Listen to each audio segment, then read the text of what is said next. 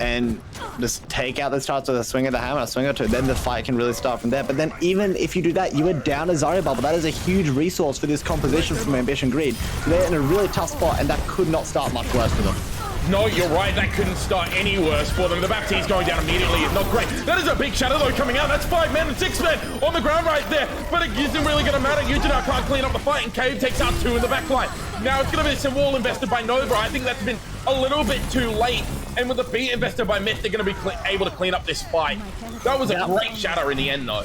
Yeah, Yujinar really pulled out the guns there. They nearly turned that around, but missed by just the skin of their teeth. I'm pretty sure there was a really nice immortality field in there from She's Unknown as well, but without that, that would have been a defense-ending shatter there from Yujinar. And after that failed ultimate, they're going over to the Winston, maybe just so they're a bit quicker on the contest as well. The Winston will be really helpful at taking down those sim turrets, though. So maybe that is what they're going for as well. Yeah, but I think it's going to be a very free shatter for Red here as he's looking for it right now. He goes for it straight away and only connects onto actually no one there. And the pulse from Leslie gets in. Snake too good with a 4K bomb. That is how you clear the point if you're Snake too good. Cave managed to find Leslie and Red takes out Skull Red. That is going to be the fight and the first round going over to Queens. I'm pretty sure that's our first bingo square of the night. Feel that 4K bomb there for Snake too good. What a bomb. And that was it looks like they also got a really good eat of the pulse bomb on the Diva as well. Leslie's saying that one in chat. So Snake showing no signs of hesitation on the off tank whatsoever, and it's such a tough situation to be in there if you are Ambition Greed, because they're on the point. The Winston bubble would have already been used. They can't leave the point because they have to contest, and then the Diva bomb's just going off in your face. In that case, you really have to communicate quickly and designate somebody as your sacrificial lamb to stay on the point, tank the bomb, so then you can stay on and not let that overtime wick trickle down. So that's a communication error that we will hope to see fixed up as this series progresses, but it will be more of the Reinhardt action. This time, the difference in the off-tank is Snake going to be on the Sigma. That will be really controlling of these chokes, and they'll be able to project that shield out to Leslie on the Soldier 76 and really deny them the angles that they're looking for. Yeah, most definitely, but they just take so much room right there. Ambition Greed push forward so quickly, and Snake too good gets taken out immediately. Now it's the immortality field used on the high ground there to keep the rest of the team healthy and alive. And as we see, Queens are just kind of moving on to the point, and now they've got a little bit more presence there. It's Yujinar going down. Big Bridge did manage to find Queen, and that's going to be trading equally right now. Snake too good to come back on the Diva just to get back into the fight a little bit quicker. But with the fight going on as long as it is, this is Leslie just putting in so much damage. Snake too good has to go and contest it, but now he's not with the rest of the team. So takes down She's Unknown, and the immortality field is down as well. So she gets taken down by Cave, but Nova is managing to find the Reinhardt. Red going down there. Cave takes out Nova in reverse, but Leslie finds Myth, and just like that, it looks like Ambition Greed should be able to clean up the point with both tanks still alive on the point. It's just Cave and Snake too good. Snake too good gets taken down, and there goes Cave. Yeah, a really prolonged fight there, as you said, and it does end up going the way of Ambition Greed, finally getting their first taste of holding onto the point in this match. But the recontest is going to be coming through really quickly, and there'll be so many ultimates. The big one is going to be this amplification matrix from She's Unknown. The Graviton Snake too good with another great eat onto an ultimate right there, taking out the Graviton Surge. The immortality field going down, and Nova gets taken out by Cave with the Riptile. Yujinar goes down to Queen 2K. Too much damage right there, and it's just going to be pushing forward now for Ace Queens. Now, as they just move onto the point and immediately take the point back and start gaining their first part of the percentage. The silver lining there is, despite the Graviton being in, no other ultimates were invested from Ambition Greed, so they might be able to come back into this fight and invest pretty heavily. Sound like my crypto boys on Twitter over here, and they'll just be able to get control back, hopefully enough for them. Leslie is trying to get on that high ground to pop the tack visor from there, but Snake is just manning that corridor, making sure nobody can get even close. And it's really putting a lot of pressure on the Soldier 76, denying those angles. Yeah, and I think that's really good play from the Diva as we see Leslie again trying to set back up, but with the symbol there, he's not really going to be able to use anything. And that is a big shatter in the back line there from Red as he takes down 4. Return shot came in, only managed to find Cave, but with the immortality field there, they're unable to clean up anything. Nova did go down in that meantime, and Yujinar did manage to find Cave. So now it's a 1-for-1 trade. Charge up to the point now from Yujinar. They're trying to take this space as much as they can. They know with the Zarya now with high charge, they can do a lot of damage, but Yujinar may have overextended just a little bit, goes extremely low, is unable to really do anything. It's going to be a beat invested down from the start of Myth, and a bomb from Snake too good. Doesn't really find anything, but Red Dragon with the spot, with the charge there, sorry. But it's finding Yujinar. Skull Red and Sledgy fighting back, fighting too, but it doesn't really look like they're going to be able to do enough here as they go down.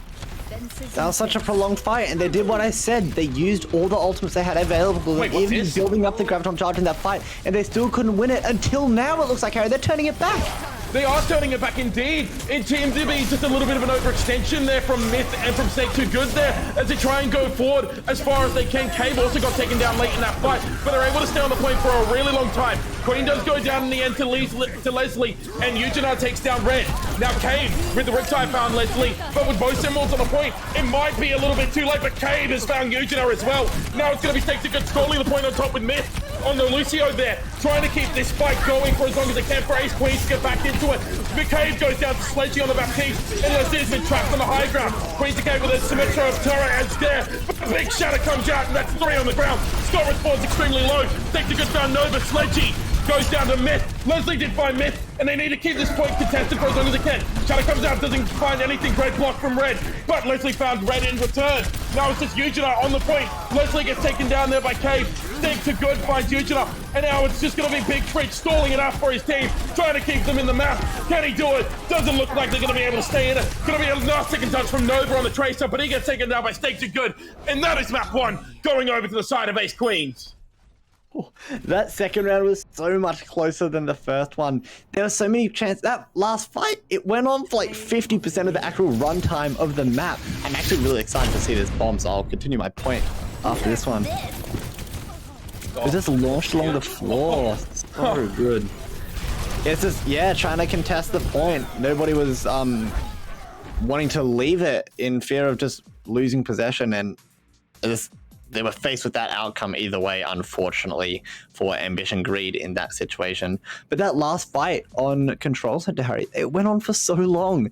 And there was a point, I said it when I threw it back to you, it looks like Greed might be turning this one around, but they just weren't able to. The recontest from Queens was really, really solid, and they just held on to the point. And that is an ideal situation for Ace Queens, because worst comes to worst, they lose possession to the point at 99%, and they have like 3 or 4 fights to build up ultimates, then come back, and they should be in a better position, and they'll be able to win it either way.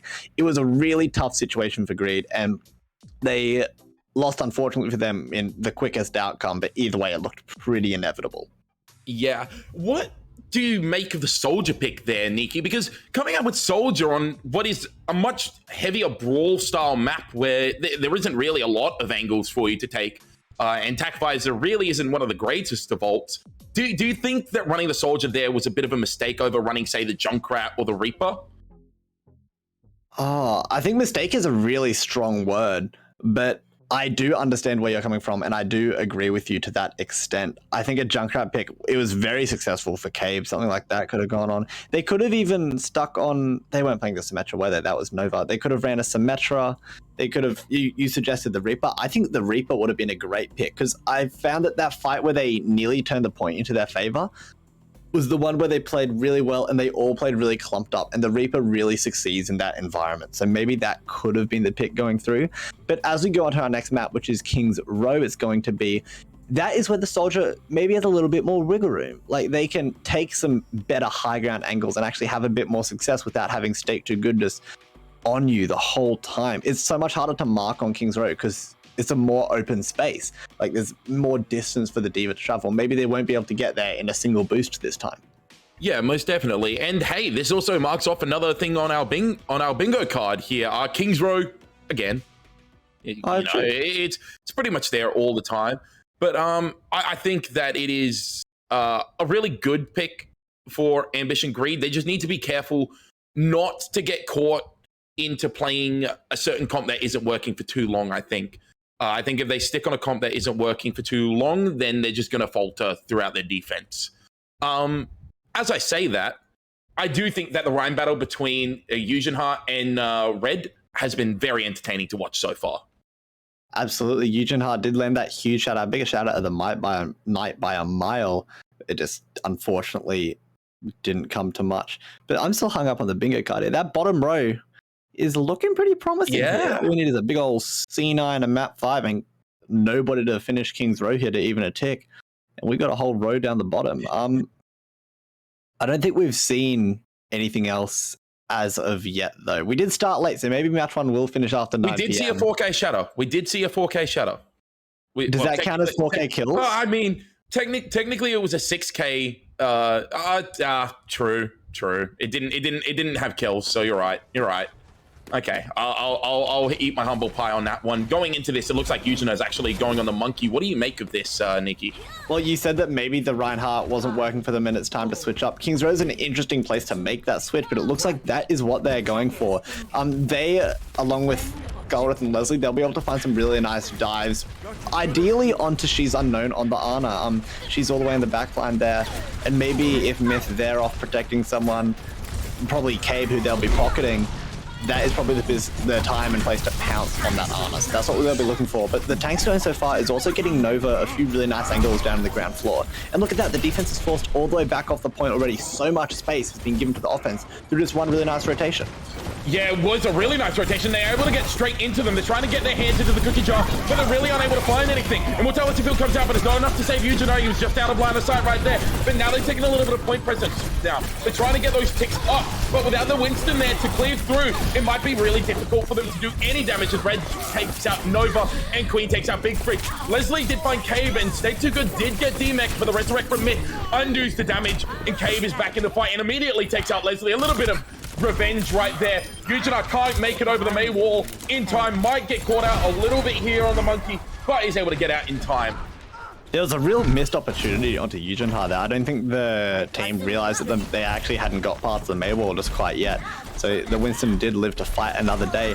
That offense though was really promising from Ambition Greed. I think the rotation battle is the battle that they have to force here because they have the speed advantage. They have the Lucio. Uncharacteristically, it is the Ryan composition playing without the Lucio, so maybe they can exploit that, but Leslie being down really makes it tricky.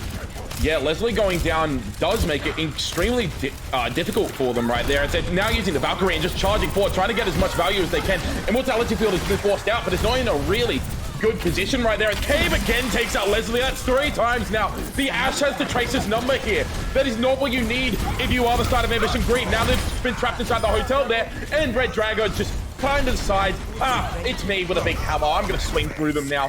Takes out Sledgy. Cave takes out Big Fridge, and this has been classic from the Ash on the side of Ace Queens. Yeah, it's so good from Cave. They're just finding the opening pick every single time, and opening picks are just so important. And they haven't even had to use ultimates at all, really. Like, the first one is coming out, really, and that's going to be Bob trying to do something, and that's slept. That's not something for Bob. That's a bingo card right there. Yeah, well, I mean, Cave gets taken down by Leslie this time, and another great eat from Stay Too Good onto Leslie's pulse bomb right there. We see the window coming out now, but not really able to find anything. Immortality Field from Sledgy goes down, but Sledgy found Queen 2K. In the meantime, Shadow comes out now, manages to connect onto Nova, but really no follow-up there. Nova is going to be able to survive for a little bit longer. Myth does get the resurrect onto Queen K, but Myth goes down to Big Fridge. Big Fridge now investing that sound barrier. They're going to be trying to charge forward as much as they can. Stay Too Good with the self-destruct now. Can he find anything? He does find Nova, but She's Unknown went down in the back line right there. So now they have a Diva in the back line. They're really unable to do anything, and Leslie takes that Queen to K. Stay Too Good now, just being alone on the point, immediately gets DMEC and is taken out in the baby Diva form right there. Red Draco comes back now, but it really isn't going to matter too much as he gets taken down by Sledgy. Myth on the Mercy flies in again, taken down by Sledgy, and that's a 3K for the Baptiste on the side of Ambition Greed. Great little attack to get them the first point. Yeah, and I think what they did there, Harry, was they exploited that speed advantage that they have. There are a few really key moments in there where it was really tough for them to contest, that being the defense. And the dive was just actually kind of successful as soon as all the defense had used their abilities. Also, that's the 3rd pulse bomb eaten by Stakes. And Stakes is having a phenomenal map.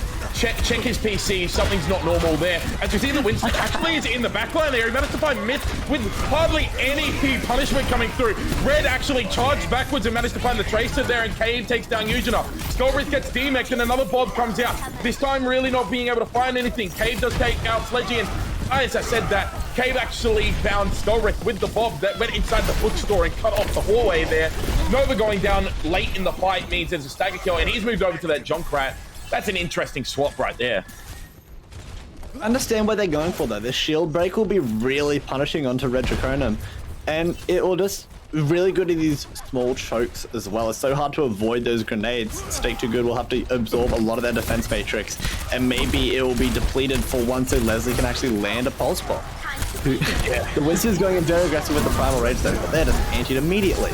Yeah, well, he popped his primal almost immediately. Leslie did find Cave, so again, that battle continues throughout this map, and it's just going to be an immediate disengage. Look how smart they're being with the Valkyrie. They're trying to heal up and disengage now that they know that their primary damage isn't there.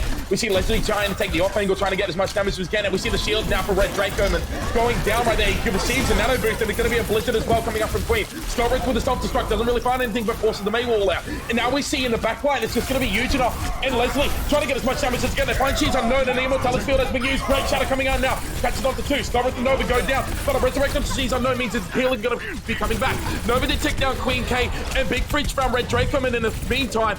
And just like that, this fight is turning in favor for Ambition Greed. And also note, that was the fight where the opening pick went to favor of Ambition Greed. Leslie finally getting the better of their DPS counterpart. Stake with another bomb. There's the opening pick again. So look how this will go the way unless other ultimates are invested. Yeah, and I mean, that's just a crucial pick as well. They take out the Immortality field. There's no healing as well.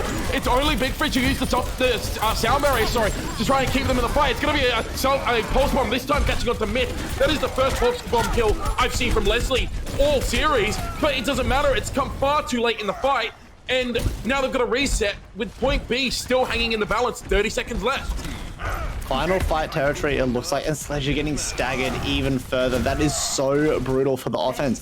They're going to have to come in here, and that pick on the Baptiste is actually really important, because if they didn't get picked, it would have been such an easier opportunity to get that amplification matrix online. Now they might struggle to get it, and if they get picked off early, that will be an ability that is missing for the offense. The Primal Rage coming online for Eugene is going to be really important as well. They'll be looking to go into She's Unknown in the backline, pop around the Ana, and really deny the healers. Open up with the Riptire. Yeah, Skulbrich got D-Mech, but Nova with the Riptire managed to find the return onto Red Draco. But with a high noon coming out, they have to try and back away a little bit. Big Fridge gets caught out by Cave, and the Primal Rage isn't really going to be able to do anything with the nano boosted Reinhardt on the cart. Leslie does find Mist in the backline though, so that is a crucial pick. And Sledgy managed to build up that crucial ultimate in the amplification matrix. Riptire now coming out from the side of Queen K.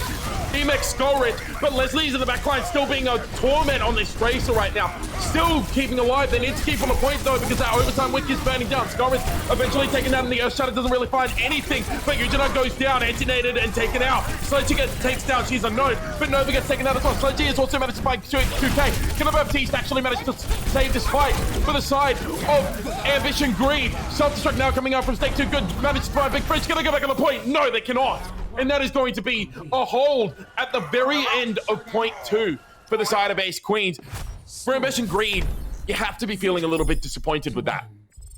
Very quickly, before we get on with talking about how incredible that defense was from Ace Queens there. For any of the old women in the chat playing bingo, that was not a C9. There was a Diva bomb forcing them off the objective. It was not a C9. So don't go try ticking that one off, or I'm going to get really, really mad at you. But I think there was a Maywall blocking an ultimate, but I don't think it was a teammate's ultimate. And also another like 2 or 3, I think it was another 2 pulse bombs taking us up to 4 eaten by Steak at the end there. So Steak, normally that's something you eat, but this time it is them doing it, the eating. And that segues pretty nicely into my next point. Steak has just been having a phenomenal series on the Diva, and it isn't just from negating those ultimates as well. They are doing a really good job of marking the enemy DPS, whether that was in our previous map when Leslie was on the Soldier 76, Steak was always on them like white on rice, making sure that nothing, I'm really hungry, I'm making food references, making sure that that soldier couldn't find any value at all. And that time, the second that Nova popped that Riptire, Steak was just up there at the defense matrix trying to kill that Junkrat, and I'm pretty sure they ended up finding a pick onto the Reinhardt because of how that fight went out. So Steak is doing a really brilliant job, great use of their mobility to deny the enemy DPS. Yeah, and I think that just shows the versatility and the use of Diva as we see Cade rolling up on the Widowmaker and Nova actually on the Torbjorn here with Leslie still sticking with that Tracer. He wants to get work done, but it's so aggressive coming up on the side of Ace Queens right there. They use the Maywall and they go immediately in. Cade onto Eugene and it gets taken down so quickly. Leslie did find Cade in the back line and Leslie takes out the Immortality field as well. But with the Immortality field forced out for the side of Ambition Greed, it's going to be a matter of time if they keep getting collapsed on like this. Leslie does find She's Unknown and Queen K did find Nova in the meantime, but Big Fridge takes out Red Dragon and it looks like they might be able to stabilize this fight, at least for a little bit. There is the respawn advantage coming in for Ambition Greed, and they're still trying to stall this point out. Queen 2K actually having to use the ice block there, goes down, almost goes down, but Myth is the one who falls. Now it's going to be Queen K just left on the point there, trying to take out anyone, but Sledgy finds them as well. Sledgy has been very bloodthirsty this map, as we almost see a Torbjorn hammer kill there. Stakes are good, almost beating himself to the Torbjorn there. Oh god, you mentioned how good they were, but Leslie, I think, has just had a phenomenal fight. That first fight in the Tracer was the best we've seen from them by a mile throughout this entire series. And it was successful because one, they stayed alive, but two, they were an absolute nuisance. They opened up with pick onto the Widowmaker, they found the Baptiste as well, and then from there they were just doing consistent damage, pestering the respawns as well, so the recontest was nearly as effective as it should have been. Yeah, but now we see the swap over to the Cassidy here, and we see the Amplification Matrix end the Shadow with a Fire Strike. Leslie is taken out. That is so many ultimates invested just to take out the Tracer. I kind of respect it in the end. We see the Amplification Matrix and the beat coming out from both teams right there, but a huge Shadow takes down 4 people, but it doesn't really matter. They can't secure, and he kills Cave with the Cassidy High Noon right there, takes out Big Fridge, and a Flashbang takes out Nova. Red Draco with a 2-man Fire Strike right there means that this fight will eventually finish. Cave finishing off Sledgy, and that is point 1 going over to Ace Queens. They have 4 minutes to get this to the point, to the end of point 2, basically. They have put themselves in a really good spot to take this map and put themselves in a really good spot to take the rest of the series. I, being the bingo player that I'm, and keeping my eyes on Myth, seeing if they're going to emote on cart, but it doesn't look like they are a vigilant gamer, and instead will be tweeting from the payload. The defense is going to come in pretty strong here at this corner. The Torbjorn turret is going to be pretty just pestering to anybody wanting to take a high ground angle. So this fight will very likely happen just direct on, and the quicker that Torbjorn turret is taken down, the better it will be. You can see Leslie in the background there just pestering. Big Fridge is on the lookout trying to deny that one. But this fight, so much space is being given up. That shouldn't happen from the defense, actually. And now they put themselves in a position, it's only 1 fight left, but that's a good start.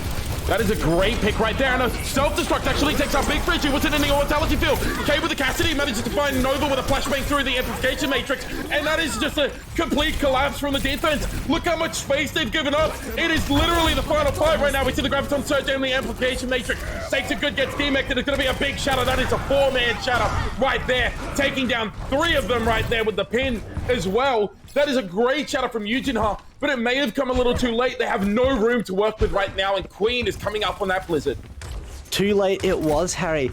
It did win them the fight, but they shouldn't have been in a position where they had to clutch up like that in the first place. The initial position they wanted to take that fight out, that first corner, was given up way too easily just because the Torbjorn turret died. It's on a cooldown, just hold that angle, take the fight, the turret comes up later. No. But Leslie, that isn't on a cooldown. Queen, on absolute tear, getting 2 opening picks for their team.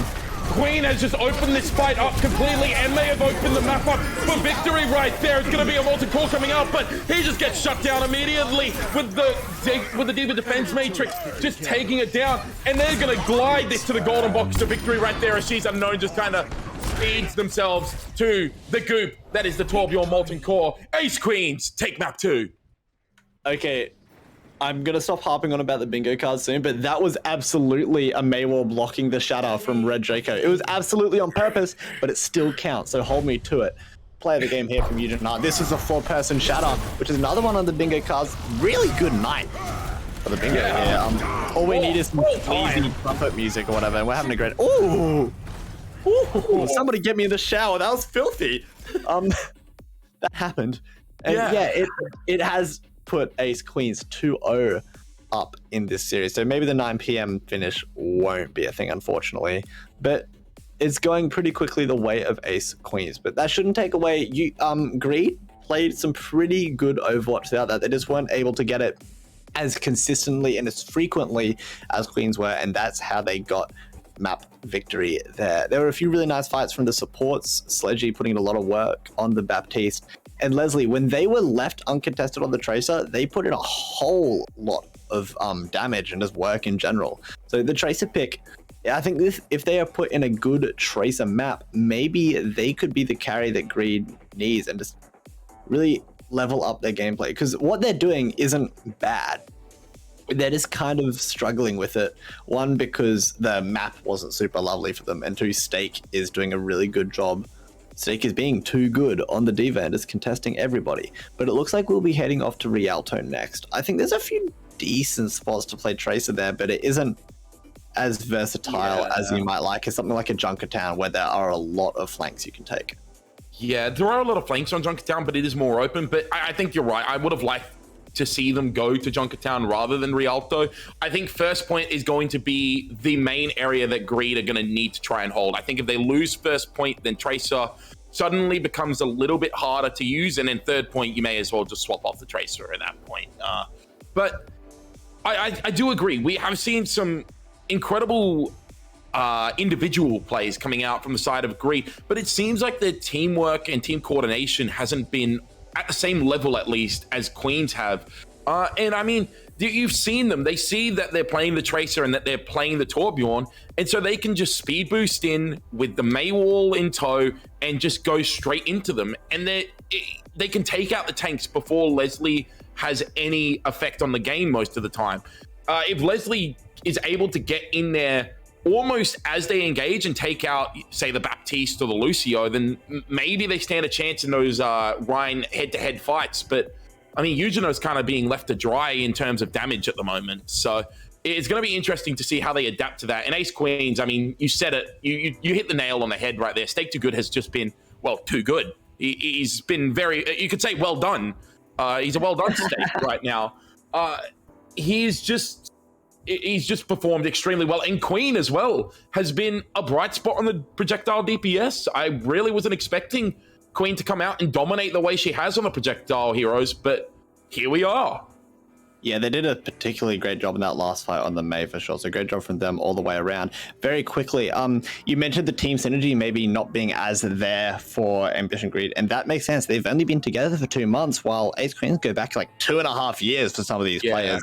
So that absolutely does add up. The other thing was you were mentioning Eugen being, I think your quote was, left out to dry. That makes a lot of sense. Skullrith has been very adamant on playing the Zarya, and while for a long time that was the go-to to combo up with the Ryan, I think from how sparse that bubble ability is, something like the Diva, even the Sigma, might be a better option for them.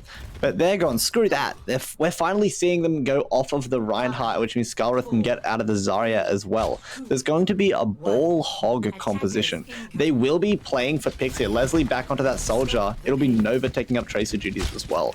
So punishing the high ground will mainly be up to Eugen, but I think they could try to play to knock somebody off, maybe someone like a Sigma, or maybe boop somebody up above the shield and then land the hook off of that. They have a fair few options. A Discord Orb from Big Fridge will also be really punishing to anybody caught out by a hook.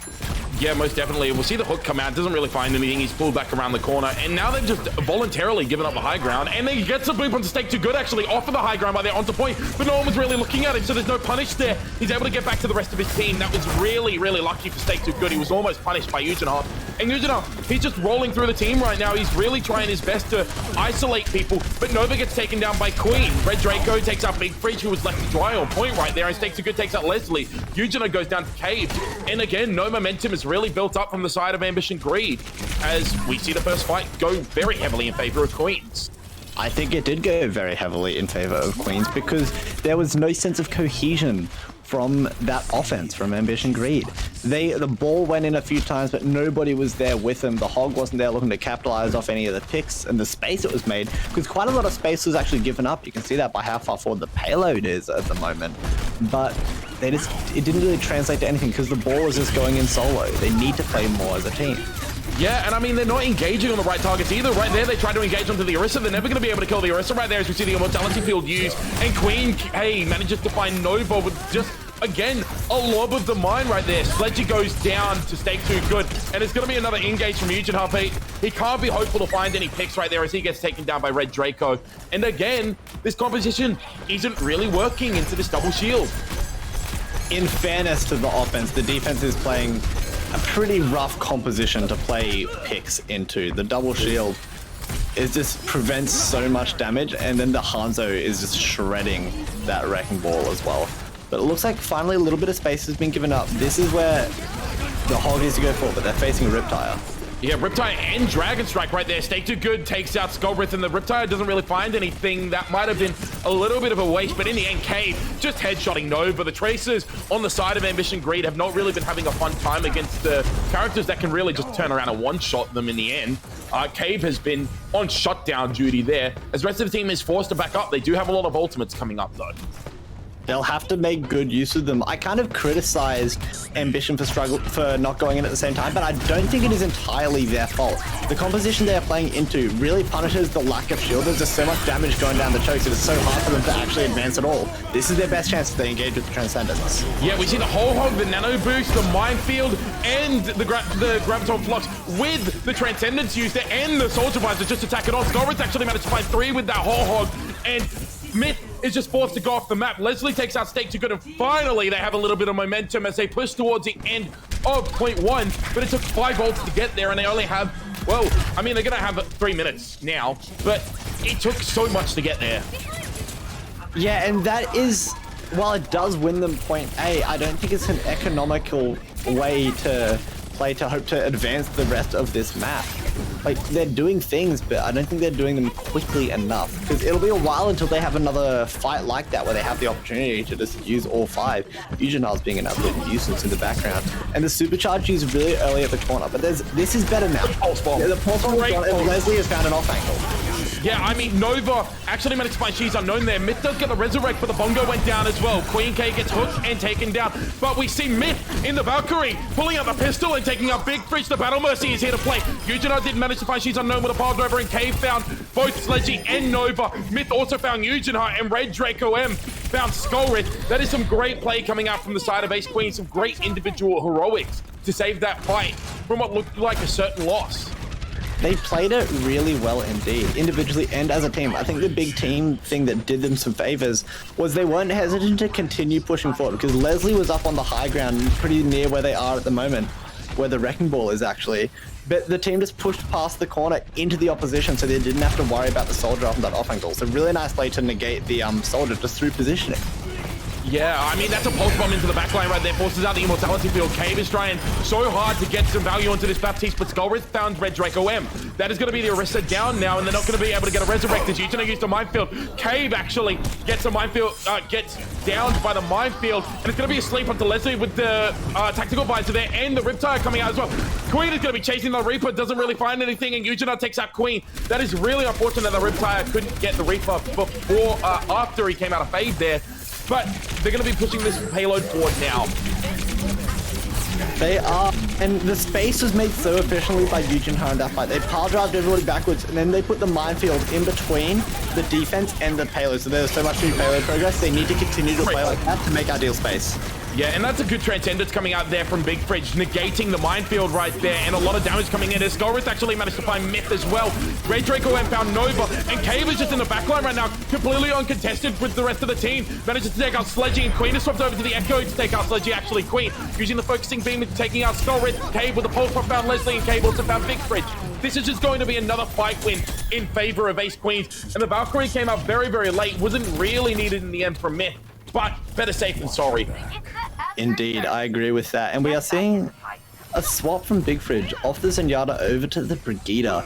Maybe they're just feeling a little bit too much pressure in their backline. Cave on the Tracer would be an absolute nuisance to deal with, particularly on the Zen. So hoping to shut down that Tracer a little bit harder with the Brigida pick there. But that does mean that the dies will be less efficient, as the Discord orbs will be lacking now. But the Orisa in a really bad position. Yeah, but unfortunately they're unable to punish it. Leslie takes out Queen K, who floated just a little bit too high, and it's going to be a nano boost. Doesn't really find anything there. I don't know what happened. Red Draco just got absolutely melted by Leslie, and Nova takes out Stake Too Good. Pulse comes in, doesn't really find anything right there. Stake Too Good on the Baby Diva is just trying to stall out the point, but Leslie found She's Unknown, and Cave got taken down by Skullrith. Nova found Myth, and in the backline, Stake Too Good actually gets a remake, but Leslie takes out Queen K, and it just seems like a matter of time. Warhog invested just for good measure. Get off my point, Stake. It is mine, says Skullrith, and they take point 2. Little bit of aggression, and this is the most points we've seen them get this series. They're going really far forward now, and that's what they need to do, because if they let the defense set up and hold a position, that is when they start to succeed. In saying that, there is a point where you have to get back to the payload and fight, but the payload is their only natural cover at the moment, and they'll be using that to try and just miss out on all this damage. And as this next fight goes out of the way, Leslie's opening up with attack fires. That's the second time they've used that ultimate.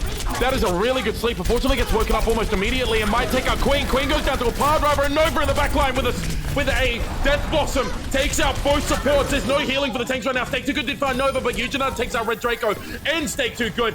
Power drive onto the Baby Diva right there. They're staggering it out a little bit, but eventually it goes down. There's a lot of ultimates to re-engage with for the side, though, of Ace Queen. And it's going to be a copy onto the Soldier. That is not really who you want to get the copy onto. Now, Nobis goes onto it, but gets wasted in the end and gets taken out of the duplicate form straight away. Sleep down to Scorbrith means he's going to take a little bit of a nap, but he's back into the fight almost immediately. Minefield used onto the point right now. Leslie takes out Cave, and with a minefield there, it's going to be really hard to contest because this point. Takes a good trying the hardest right there, trying to keep Queen's K alive, but eventually Yujina, who's been popping off on this ball in this last point right here, has taken down 3 people. Stakes are good with a self-destruct first 3! Stakes are good, they have just saved this fight for Ace Queens. Myth is still there on the point, keeping the rest of the team topped up. Overtime starts to burn down now. Great anti-nade onto both tanks right there. All comes out, gets eaten mainly by the defense matrix, and Red Draco and takes out Scorbrith. It's just going to be Yujina on the point right there, but he will eventually fall, and that is going to be a 3rd point hold in the end for Ace Queens.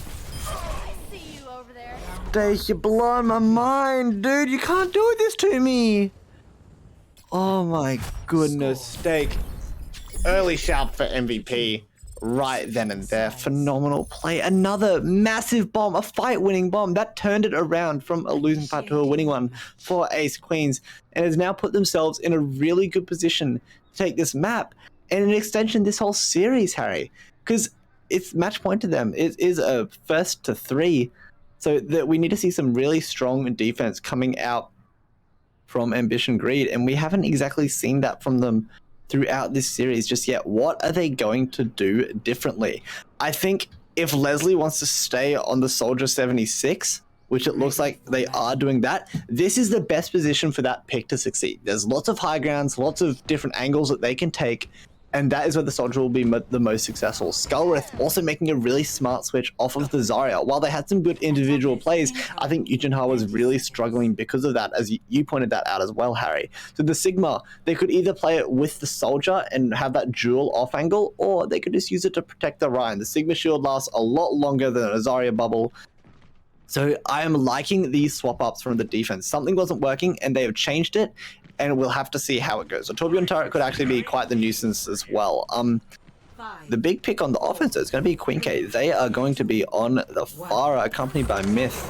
They'll be on the Mercy in this case, and that's just a whole lot of damage. The Sigma shield, a lot of its health will just be used up trying to block that Pharah, I think, and will make holding this high ground tricky. Great hold, no, great hold. Leslie.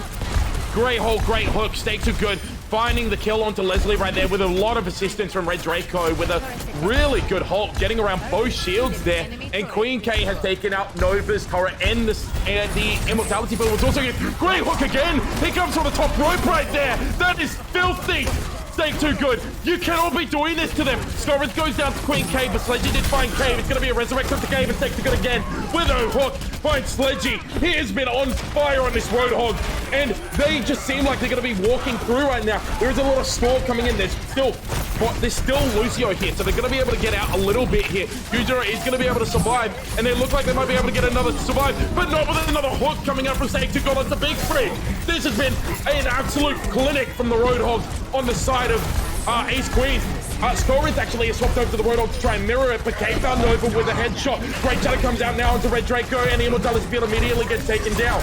But they're unable to secure any kill. Now it's going to be an amplification matrix in that little doorway on the right side, just trying to keep the rest of the team alive. It's an even better amplification matrix though from the side of She's Unknown as they use it to melt down Scorrith. It's going to be a huge barrage coming out from Queen K in the back line, taking out both DPS, resurrects into Red Draco, and meets it. This point one will go over to the side of Ace Queen.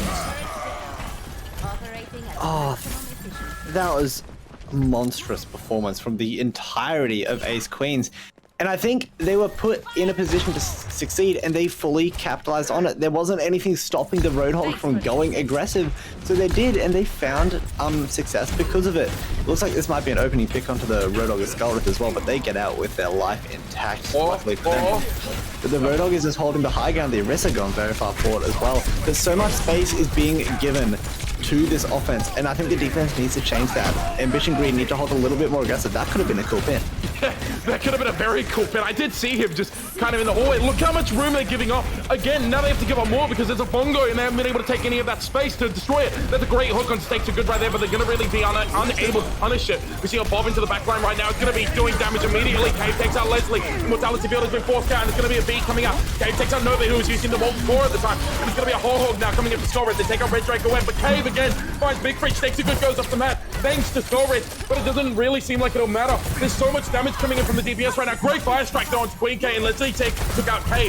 Now it's going to be Myth pulling out a pistol, taking out Sledgy right there, but goes down to Leslie, and it's just going to be a re-engage now for the side of Ambition Greed as they take down the rest of the attackers. Although Skullred gets melted down, they need to be careful not to get too aggressive here.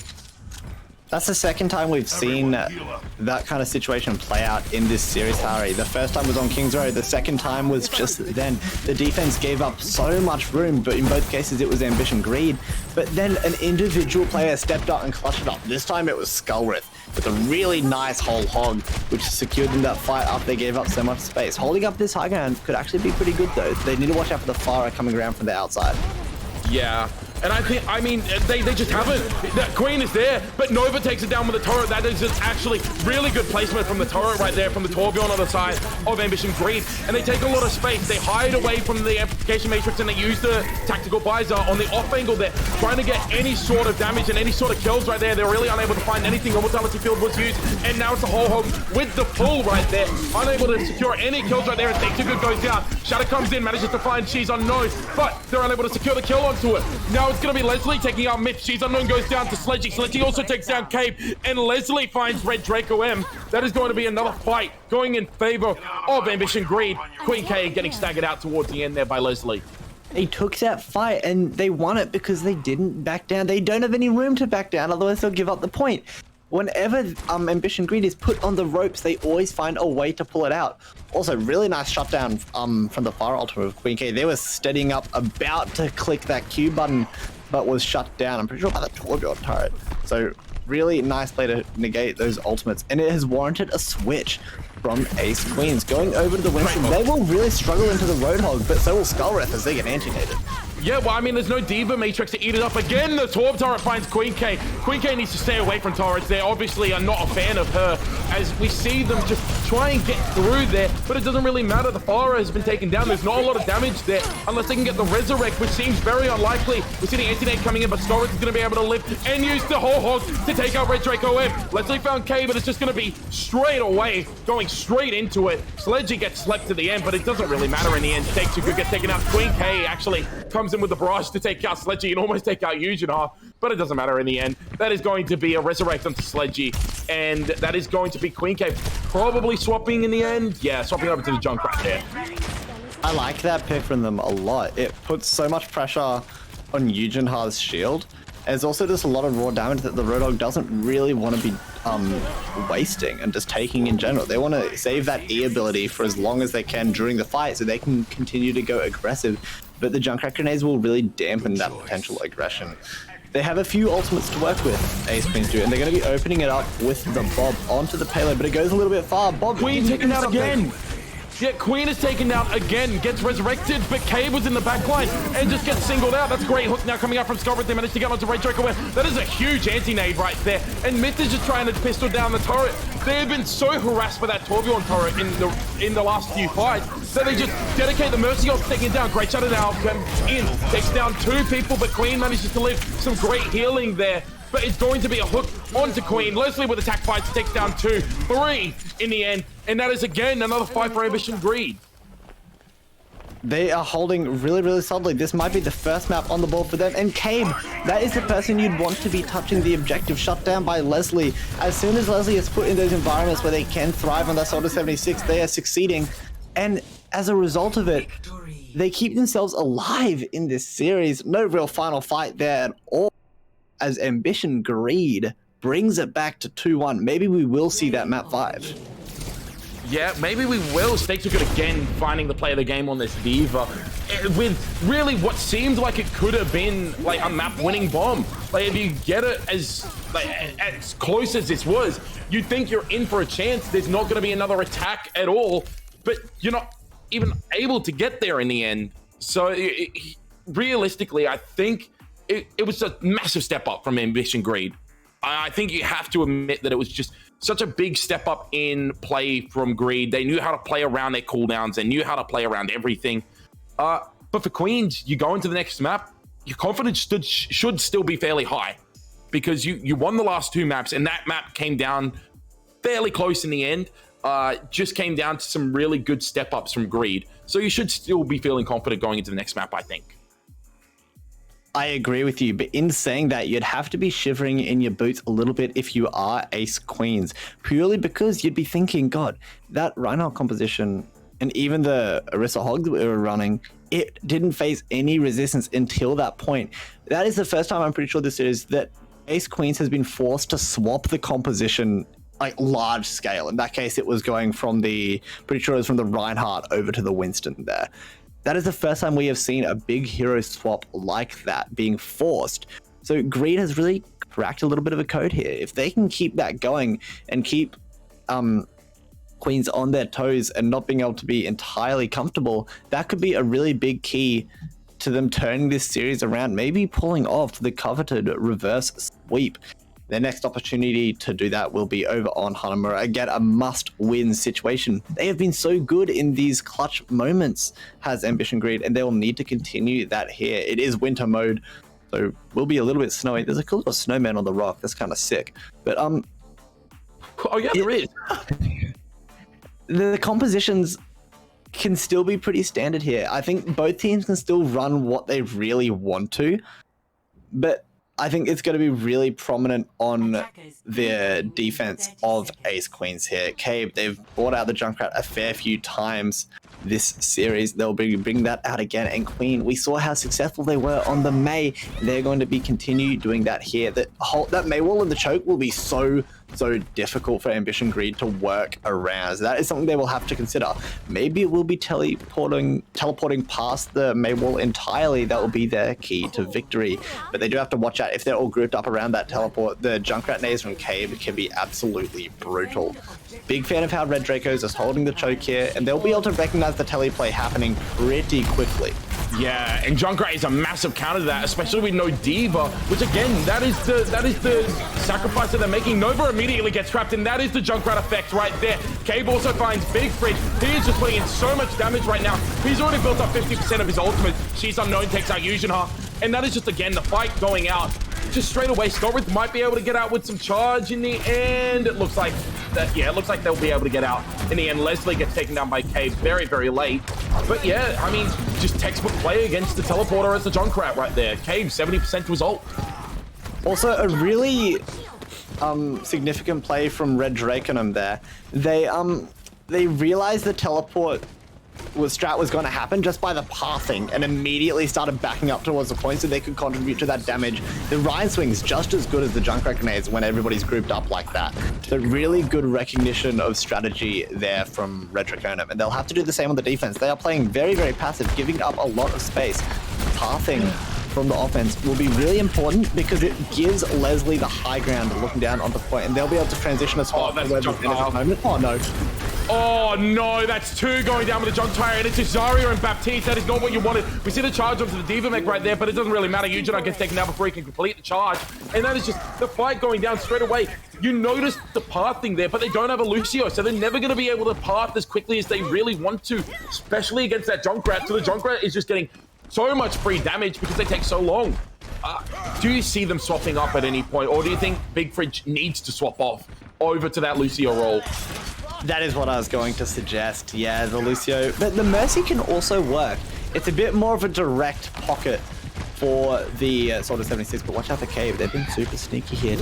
Yeah, Cave is being very... Surely they noticed the lack of grenades just flying through the choke. What? I mean, it doesn't matter in the end. Sledgy gets taken down by a straight headshot from Queen, and they still haven't noticed. Cave is still there. He's still hiding in that back line. Surely he's going to be able to come out. That's a big shadow coming out there from the side of Ace Queens right there as Red Draco takes out Yujinha, but it's a visor from the right side. It was Leslie who stuck around the right side. We didn't see. Takes out 2. She's Unknown goes down, and so does me. That is both healers going down, and that is really bad for Ace Queens because now it could be a really quick recontest from the side of Ambition Greed. That's going to be what they are going for. Cabe, is there on the Junkrat. That's making going to that choke really, really hard, but it looks like they have fought their way through by the skin of their teeth. But they need to be quicker than this, Greed do. They need to get on the point as fast as they can, but they're wasting the time going around the point. Yeah. That support is now gone as She's Unknown returns to the fight.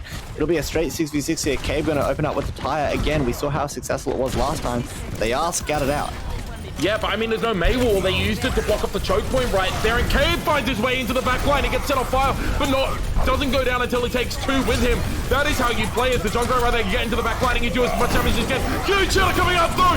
3 people go down, and Yujina actually takes Red Draco off the side of the map, so it's still down by 2 people on the side of Ambition Greed right now. They took a little bit too long, but now that they're on the point, they might be able to make use of the Reaper's burst damage right there as Queen goes down very, very quickly. The Zarya is very high charge, sitting on the point right there. It's going to be Mick investing the Valkyrie right there, trying to get a resurrect on Queen. Does in fact get it, and it's going to be a Riptide coming in from the back line, but Leslie on the trace comes back and takes out Queen. Riptide manages to find 2! Yujino and Sledgy go down! Resurrect on the Sledgy! The Baptiste is back in the fight. Immortality built from She's Unknown does mitigate a lot of that death blossom from Nova, but still, 2 go down in the end. Takes a good dip by Nova, and the baby did before, but Myth gets taken down by Scorus on that high charge. Zarya, Red Draco trying to find the Mercy right there, but a great bubble coming up from Scorith. Scorith has just saved this point for his team, for their team right there, and it's just going to be the main being left alone. Queen goes down, they will fall, and that is going to be point 1 captured in overtime in the end. The Cave is something to say about it. He comes back and brings up with support. Cave, what are you doing? That is unhuman. That is a human right there. Takes down 2, but it won't really matter in the end. They're not going to get a recontest, I don't think. Stakes are good. No, they give it up. Overtime capture in the end for point 1. That was a little bit scary though. I'm sorry for screaming into your microphones. I was so caught off guard. They just walked into the point like it was nothing. And it's actually really interesting how Cabe is playing this Junkrat, because there are opportunities to spam down the choke. You will see that really prevalent right now as the offense tries to push top right from their perspective. It'll be a really tough battle for them to go in this pathing. I think they need a fake top right and then go down main. That again is where the Lucio would be really, really helpful, make those rotations even quicker. But if they do try and go top right, I think they will just suffer under the mercy of Cabe and the immense damage that the Junkrat grenade is going to bring. The other side of that is maybe Leslie could find a cute little pulse bomb, and the Gravitron Surge could be big with everybody grouped up. The 2 men taken up by Yujina. That is some great peel from the Reinhardt, and Leslie with the pulse bomb takes out She's Unknown. That is a support and a tank down on the side of Ace Queens, but in the meantime, takes a good found Leslie, and it's going to be a shatter coming in on Queen, taking them down immediately. That is going to be point presence established for the side of Ambition Greed. They get 1.5 ticks. Red Draco gets pinned, but he counterpins in the meantime. Now it's going to be an amplification matrix used, trying to keep Red Draco alive for as long as they can. Stakes are good with a bomb. Can he find anyone like he has in the previous rounds? He found Skullrick. That is a huge pick right there, because we see the Blizzard come in with no bubble. They're unable to cleanse any of the freeze right there. Nova goes down in the freeze to Stakes are good. Stakes are good has been an absolute champion on this team so far, and he's still alive, still keeping this fight alive. Myth on the Moira, still there as well. Riptide now coming up from the side of Cave. He tries to get the right on and does find Yujina before the pin is completed onto Red Draco. Resurrect coming out from Big Fridge onto Yujina, but Sledgy goes down to Cave from a straight grenade coming out from him. Now it's going to be Big Fridge just trying to keep the team alive for as long as they can, but Skullrick takes out Cave. That is a great pick. Let's see if She's Unknown. This fight's gone up for a while now. Nova with the Death Blossom. Skullrick is back, and they're going to be able to take this point. Point 2 captured in the end. No, not yet. The Moira was there, and so is Queen on the Tracer. They may be able to keep this alive for a little bit longer. Queen goes down. Leslie takes out Myth, and with 58 seconds left on the clock, that is going to be a point, a full complete for Ambition Greed. Holy dooly. That was such a monstrous fight. Ambition Greed putting up the most consistent performance yet, getting a respectable capture onto Hanamura B. Worst case scenario is they go extra rounds, and we have all night here. We have till 9 p.m. to get that bingo card. But saying before, a few change-ups have to be made, Harry, and they made them. I think it's tough to attribute Greed's turn of fate in this series to one thing, but I think if I had to, it would be to Nova. They hopped off the Torbjorn and put themselves onto the Reaper. They found a lot of success on that pick, and they were a lot more involved in the fights. The Torbjorn is a bit more passive. You can just put down the turret and just kind of stand there and left click.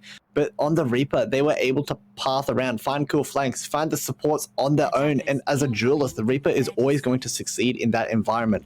So great hero swap, which is a big reason that Greed has turned around this series and put themselves in a really good spot to take us to a map 5. Other side of things, Skullwraith had a really good point B there as well. And also, that's what I was going to say, Big Fridge on the Mercy, their positioning was sublime. They got off this ballsy res onto Yujinha. I would have called it stupid, but they somehow lived from it. Their positioning was so good. Always flying across the point, always keeping themselves alive, and doing a really good job of things. So now it is going to be the offense running a symmetric shot. And how will they counter it? Playing their own juice. Oh no, Big Fridge. Oh, that is so smart. That is so smart from Ambition Greed. They TP onto the high ground and catch out Leslie immediately. There's so much damage missing right there. Hit across the point, coming from the side of Yujinha. Builds up a lot of that ult charge, and Red Draco M goes down extremely low. But the turrets are there still. Stay Too Good has to feel for their Reinhardt, and it's just going to be on the outside now. Queen K trying to find as much damage as they can. Yujinha has the Shadow online right now. He will be looking for this, and he doesn't get it off in time. He goes down before he can get it. K found Skullwraith in the meantime, but Queen K gets taken down by returning Leslie. Leslie gets taken down by K, but Stay Too Good found Big Fridge, and in the end, it looks like it is going to be going over towards Queen as soon as they can clean up these final 2 kills. A great fight.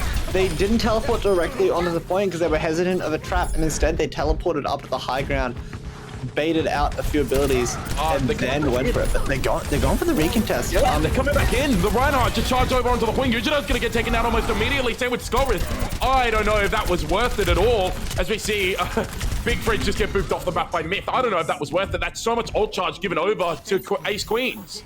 It had some promise. The symmetric teleport made the recontest really quick. Speaking of really quick, look how quickly Ace Queens is getting onto point B. The respawns will be there, but there's so much invested already. Oh, that's a pin over off the map right there. Yujinha may have just saved that because without the Reinhardt, there's no staying power for the side of Ace Queens. But in saying that, Stay Too Good is doing as much as they can. Nova gets taken down. There's going to be a amplification matrix on top, but it's walled off by Cave. Leslie takes out She's Unknown, but it's going to be a tick gained by Ace Queens. If you're Queens, this is the one fight for you because you've gotten that tick. Pulse bomb, sorry, not pulse bomb, self-destruct over the top right there. They almost get the second tick, but Leslie's on the high ground uncontested right now and has that tactical visor. Tactical visor pop almost immediately. Stay Too Good is so quick to get onto the draw and try and mitigate as much of that as possible. Nova does take out Queen K, and they still have so many people on the high ground being uncontested. In the end, the longer this fight goes, the worse it is for Ace Queens as they get taken down, and it looks like it'll be going in favor of Ambition Greed in just a matter of time. Again, Nova swapping over to the Reaper and finding immediate value, but I think the bigger piece of information that we got out of that fight is we're talking about switch ups from Greed, and a big one that showed off there. We were talking about earlier in the series how good Stake was at marking the DPS. That time Stake was being marked. Leslie popped the attack visor up on the high ground where they are at the moment. Stake followed up to the high ground as they should, but then Skullwraith put pressure on Stake, followed up them as well. Consistent marking of the opposition, and we even saw it from Yujinha as well, taking their opposition Reinhardt off the map, which in that situation was a worthy trade that you can absolutely make. The great play coming out from Ambition Greed. But that's a remake kill right there. Cave going down to Skullwraith with the remake, and that's going to be a shadow onto Big Fridge. Doesn't really, they're not able to collect the kill at all. They used the sound barrier right there, but now they're a little bit split up. Myth does try and keep the high ground to themselves, but it's going to be a bomb coming up from Skullwraith. Is he able to find the same success as his Diva counterpart? Doesn't really seem like it. It's going to be a self-destruct coming out from Stay Too Good just to get back into mech. Skullwraith gets D-mech, but Draco M got taken down immediately. Stay Too Good gets D-mech so quickly as well, and that's going to have to be a disengage from Ace Queens now as Myth and She's Unknown try and get out with their lives. Are they going to be able to? No. She's Unknown gets taken down.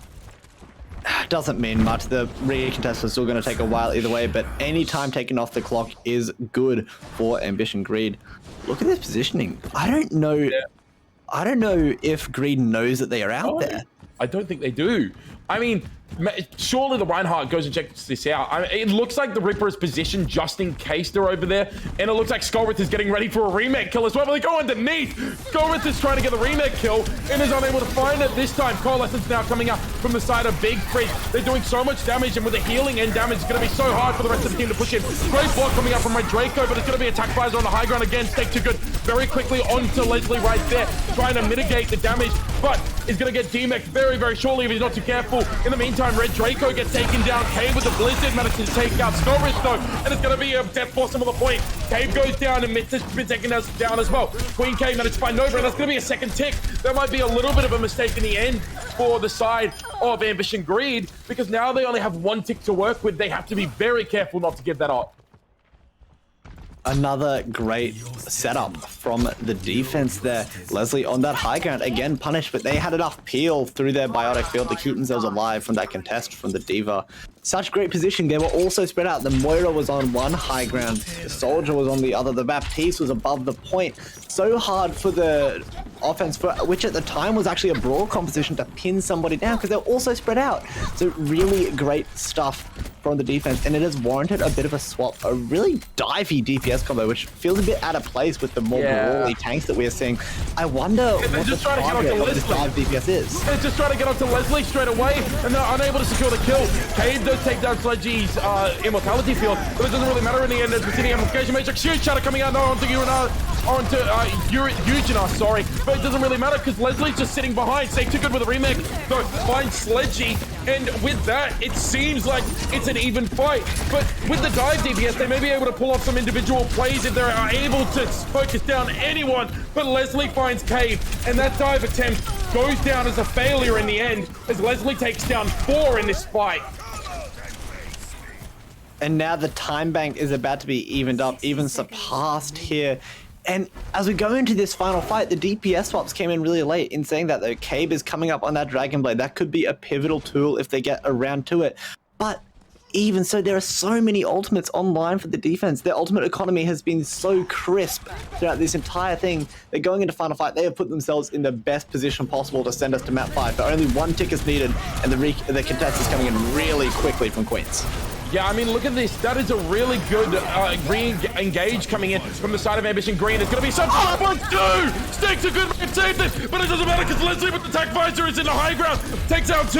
Point supports go down, but it's going to be Cave with the Dragon Blade trying to clutch it out for his team. He took down Leslie with a deflect into his own Helix rockets. There's only one tick needed. They don't have enough bodies to get onto the point. Nova comes back, but gets taken out almost immediately. Red Draco is back on the ball. Stake 2 gets taken out of his mech, and then Earth Shatter finds onto the ball right there. Leslie is going to fall very low, even with his healing field right there, and the immortality field is used to keep him alive. Now Leslie gets taken down. It's going to be just a matter of time until the rest of the team falls, because the rest of the Queens have just reinforced the point. They're back on the ball. It's going to be a death force if he gets spooked into the rest of the team, but Cave with the reflex a lot of that damage back in. Now it's going to be a sound barrier coming out from the side of mid, and a pole spawn takes out Snorrish. Cave takes out Big Fridge, and Good takes out Nova.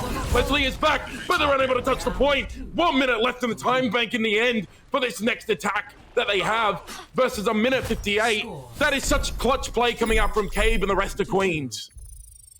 So often is Overwatch called a game of milliseconds. In this case, it is actually a game of seconds. That could have been draw worst case scenario for Greed if they had capped 2 seconds to that 58 seconds. Just so agonizingly close as Queen's capped in overtime. But we cannot hang on what could have been for much longer. We have to talk about what happened. The stagger. In those situations, the past few fights, when it was all of Queens on the point and it looked like they were in a really good spot, it was Nova on the Reaper coming out on janitor duty and cleaning up. Even when they used their ultimate, they were shut down. There's a bit of defense matrix in there. The Wrecking Ball of Red Draco soaked up a lot of that damage as well. And the Reaper wasn't able to get onto janitor duty at all. So really good shutdown of Nova, who was, until that point, really doing a great job at what they had going for them. This is going to be essentially 2 fights for the offense. So they could go for the tele strat and be a bit cheesy, but they also don't have enough time to build up to ultimates. So that's why I'm a bit skeptical of this Nano Blade combo that we're seeing teased here from Cave, and she's unknown. If it was a little bit longer, like if their time bank was similar to what Greed had, I would absolutely understand this pick, because you're playing for a solo win condition, you have the time to build it, and it works. But instead, they go into the telly up to the high ground as they did last time, and they are met by the Hellfire Shotguns of Nova. Yeah, I mean, they're unable to really find anything. Stake Too Good is trying to contest Nova as much as they can, but it doesn't really matter. Great Sleep Dart, though, coming over onto Red Draco, and that's a lot of damage coming onto the Reinhardt. of Ace Queen. And Take 2 Good gets D-Max. It's going to be an anti-nade coming in, but it doesn't really find anything. Myth gets taken down by the Reaper. Those Hellfire shotguns are doing a lot of work right there, and Cave is trying to do as much damage as he can. He's put up 75% to this blade, and she's on notice found Scorpion. Nova went down as well. They're going to be able to build up this Nano Blade by the looks of it. Nikki. It looks like they might be able to take first point and steamroll with the Nano Blade for second point. Red Draco has taken out 3, and Queen found Big Fridge. This is such a good fight for the side of Ace Queens. It couldn't have worked out much better for them at all. And this will be capped up. There won't be a recontest at all. And now we have to look to the other side of the equation. What does Greed have to counter this abundance of ultimates that Queens are going to be coming in with? 30 seconds to get to the point. It's enough time for that Valkyrie to get online. The amplification matrix will follow suit, as will this shatter from Yujin Ha. It might be a situation where Yujin Ha has to use his ultimate to shut down the Nanoblade, because it is so tough with the Symmetra Shield in line. Huge! He first Nikki front 2!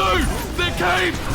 Blade, Big Shadow coming in as well. They're just gonna steam this Cave with the Nano Blade. Has found 3 crucial picks, especially the Valking Mercy right there. Sledgy will be able to come back out with the amplification matrix, but it will just be him being able to use it. There's no one else there. They are not gonna be able to recontest this point with any number of people. They're so close to having this full capture.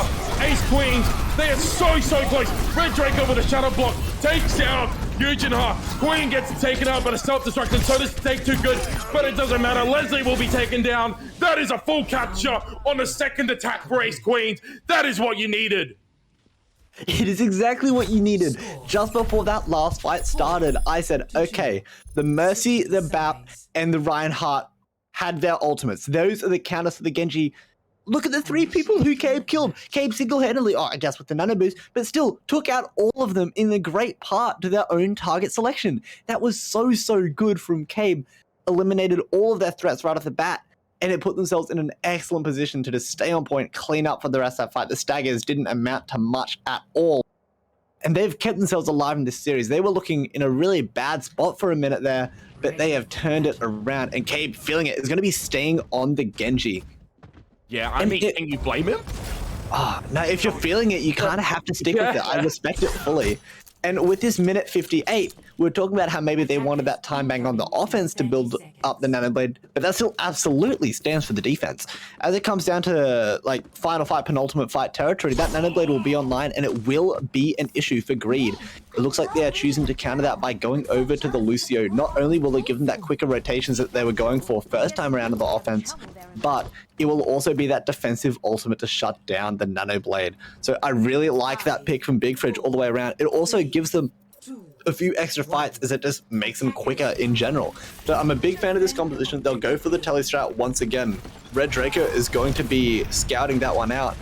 And similarly to how they did last time, they're backing up to the point straight away. It looks like the telly might have been a fake. I mean, that's really smart play from both teams right there, using the TP to get into the high ground, seeing that the rest of the team has already fallen back to point.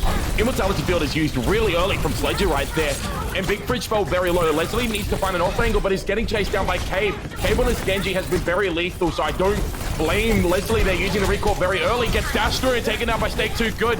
That is a great dash from Cave, and some great synergy coming out from both of those players. Red Draco takes out Big Fridge, and Yujina goes down as well. This is going to be a massacre now. Myth with the anti-nade finds Skullwrath, and Nova goes down to Cave, as does Sledgy. 1 minute left and no ultimates coming up. You have to feel bad if you're Ambition at the moment. You're shivering in your timbers just a little bit. But that was an excellent fight from Queen K on the Mei. First off, they walled off everybody who was trying to go through that choke after their rotation. And that's when Leslie went around the other side as the Tracer. That means that pincer wasn't there, as half of them was walled off. And then they had another really good Mei wall at the end. That Fire Strike just grazed past Ambition Grid. That could have been really bad. It could have been very bad, but they get over onto the high ground, and now the amplification matrix is basically useless as they're trying to push in. Huge anti-nades though. That's 3 people that are unable to get aggressive. Now it's going to be an aggressive from the side of Ace Queens. Doesn't really matter in the end. Nerf trying to come down is blocked by Yujina, but Cave is in the back line with the nano boots. He found Leslie. He found Sledgy. Can he find Skullwrath? He finds Skullwrath. He finds Nova. That could be the last homes for Ambition Green as Cave cleans up the rest of the team. Is that just honest? There's a Lucio left. I was about to say, was that a 6k? But it looks like they'll be about to make that one a 6k, as the Lucio will be falling very quickly. I don't even think they get the touch there. No. They don't. Oh, wow. Cabe, you absolute freak on the Genji. Just pulling it out in that last fight. That Nano Boost came out exactly when I said it would, Harry. And it is what won them that fight. It is what won them Hanamura. And it's what won them that series. They go up 3-0. And that is a well-deserved play of the game from Cabe. It is indeed a hugely deserved play of the game from Cabe. He played outstanding throughout this series. I mean, for me, it has to be a toss-up between Cabe and Stay Too Good as... 68 elims! Jesus! Holy dooly, Cabe. Dude, somebody check his PC. Okay, so yeah, check his PC. Something is not normal there. For reference, Cabe had 68 elims there, which was 76% kill participation. That is insane as a DPS player. And for a Genji, you know, you normally see that for like a D.Va or something, because obviously D.Va just spreading around always gets in on the kills. But for a DPS player, that is outstanding from the side of Ace Queens, and almost you could say a carry performance on that map. I mean, if you're looking for MVPs for that team, you have to be looking towards either Cabe or Stake Too Good, and I'm inclined to go towards Cabe now. Recency bias, Harry, hold your horses. Stake was so good on those first two maps. I fully do agree with you though, Cabe. Of Hanamura, absolutely give it to Cabe. Yeah. But I think for the extent of that whole series and how much Stake had in so many facets of the game, it's oh god, if Cabe didn't pull off that, it would have been an easy call going to Stake. Yeah, it would have. You're right. Yeah, can we give it to both? Is that something we can do? Can we just like merge it into MVPs? I'm gonna put my foot down. I'm gonna put my foot down. For me, it's Stake. I think that performance on the first two maps was the main reason that they were so successful. It wasn't 3. I think I said it was 3-0. It was actually 3-1. My bad. I'm on the scoring there. But now we have bingo card on our screen, so maybe we won't get this one wrong. Let's just have a quick browse through and see what we actually got done. I know Bob didn't do anything. Yeah, but I don't think there was a jump cut passing kill. We saw the King's Row again. We saw a map. No, not map 5. We saw a 4K bomb. So that's 2 on the bottom row. 4K shatter as well. We saw a remet kill. We did. We saw May blocks the team. I did see that one. Yes. And did we see a post bomb double kill? I believe we did. Maybe on King's Row. I may be wrong, but I mean that's a lot of stuff scratched off the bingo card right there. And I mean, I'm still looking towards that final row down the bottom there. I think that there will be the easiest to complete. Although, as I say that, we've got 2 in that first column right there as well. So, who knows? Looking like a promising night on the squares for everybody watching at home. And we still have another game to get those last few ticks on the board. Is going to be taking place in Division 5, Pride versus Ambition Desire. So the Ambition roster is having a really good night on stream tonight. That will be taking place very shortly, so you don't want to miss that one.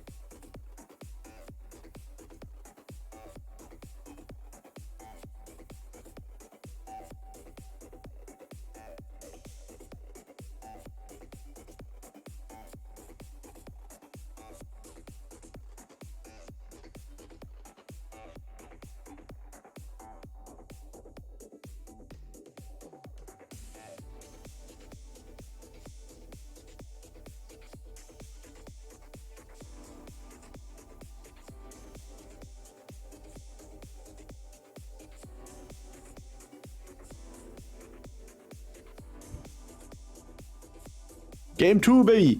After that phenomenal first game that we saw in between Ace Queens and Ambition Greed, excuse me, we are back up in Division 5. Pride coming up against Ambition Desire. We saw Desire play pretty recently, and it was a great game, so hopefully it continues to deliver. I am still Nikki. That's still Harry, I'm pretty sure, but you'd have to check with them. Last time I checked them, I'm still me. I'm still Harry. We did see just an amazing game in our last series there. Obviously seeing Ace Queens go up 3-1 in the end against Ambition Greed. And now we see almost a family member for them. Ambition Desire going up against Pride as well. Like you said, I think it's going to be really interesting. Coming into it, I'm hoping to see an absolute banger like we saw last time as well. I really want us to go over towards map 5. But as we go into our first team here, we see Pride coming in. We have Kakako on the main tank. We have Afian on the off tank. Where's my dad on hit scan? Pika on that flex DPS. Ryan on main support. And Artemis on the aim support. And I mean, looking at the favorite heroes, this is a bit of an odd bunch, isn't it? But we've been given a little bit of info with them. So they've been together since June of this year. And they started as an EU scrim team, but half the players were OCE or Southeast Asian, so they couldn't play at 2 a.m. And then they kind of evolved over to a one-trick OCE team. I mean, looking at that, you've got a Bastion one-trick, you've got a Doomfist one-trick, you've got a Lucio one-trick, an Ana one-trick. How do you suppose they make this team composition work? It is an excellent question that I do not have an answer to just yet. As we go throughout the series, I'll hope to get to that. But this is just giving off such radiant Clockwork Vendetta vibes. And I'm really, really excited. On the other side of the field will perhaps be the little bit more traditional Ambition Desire with Volpe, Deadly Color on the tanks. Rocky and House is going to be DPSing. That is Sleepy on the Doomfist, that is. And then we have Disco. Oh, this is screwed up. Never mind. We have a few players on the support as well. I remember Disco was playing really phenomenally on the Lucio, but it looks like they aren't going to be in at the moment. Instead, it is going to be Minx and T Dark on the supports, with House and Rocky are on the DPS.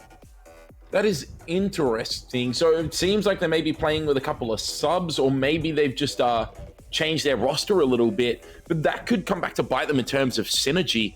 And I mean, looking at the results for both teams, you see that Pride at the moment, they're 2-0, so they obviously know how to play the composition that they're playing, and teams just haven't figured it out yet. Maybe we see them figure it out. Maybe we see the side of Ambition Desire figure it out here, though. We might see a bit of a change up from the rest of the results. As we see our map pool here, we're starting on Lijiang Tower. Then we're going to be going over to Eichenwald or King's Row. Our escort maps is a choice between Junkertown and Rialto. Our assault map is a Temple of Anubis or Hanamura, Winterform, of course. And then our fifth and final map, should we need it, will be Busan, I believe. Nepal. There we go. And then Nepal, Busan. and then Busan as our tiebreaker map, should we absolutely need it in the end. I mean, looking at the team comps again, it's going to be really interesting seeing how they play the Bastion on maps like King's Row, for example, if they go there, or even Lijiang. It's going to be really interesting to see how they play it. It's just such an unorthodox pick. And when something like that does happen, there's kind of two ways the match goes. Either they feed their absolute brains out, which I don't think should happen because they're meant to be like a #1 Bastion according to stats, that kind of thing. So they are a solid Bastion player and they do know what they're doing. Or it could be a situation where they're on the Bastion and then Ambition really struggles to figure out how they want to counter it. And from watching this team before, because we watched them recently, Volpe is, I believe, standing in again, or maybe they are a new addition to the roster, because last time we watched them, it was their first time playing together, and they looked phenomenal. So hopefully that synergy has built even more since that last appearance. But if they want to play the Wrecking Ball, it might be a bit difficult to shut down the Bastion on that pick. Maybe they need something a bit more, with a bit more of a shield, maybe like a Winston, even double off tank might be an option if they want to counter it. But it's just that with the hero pools, I don't know how they'll go about actually countering Pride's roster. Yeah, and you're right, because you and I both casted that last game with Ambition Desire, where we saw Volpe actually taking the mantle of the Reinhardt and playing extremely well, considering it was his first time, as I said. But, I mean, this is also his last time playing with Desire. So, I mean, maybe he wants to come out here and wants to just dominate, wants to show his worth in his last game. I think it's going to be very interesting to see how if he plays any of the ball, especially against the Bastion one trick as a self-proclaimed Bastion one trick. So I think you'll be seeing him trend more towards that Reinhardt or even more towards the Orisa, just to give his team a little bit more protection against that setup. That does add up, and we'll be starting off in Lijiang Tower as always. Control center. This is such an enclosed environment.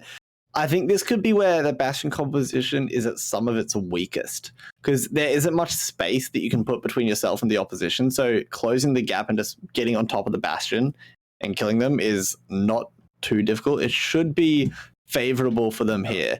But if they struggle to do it here, I am really scared for how the rest of this series is going to go for the start of Ambition Desire.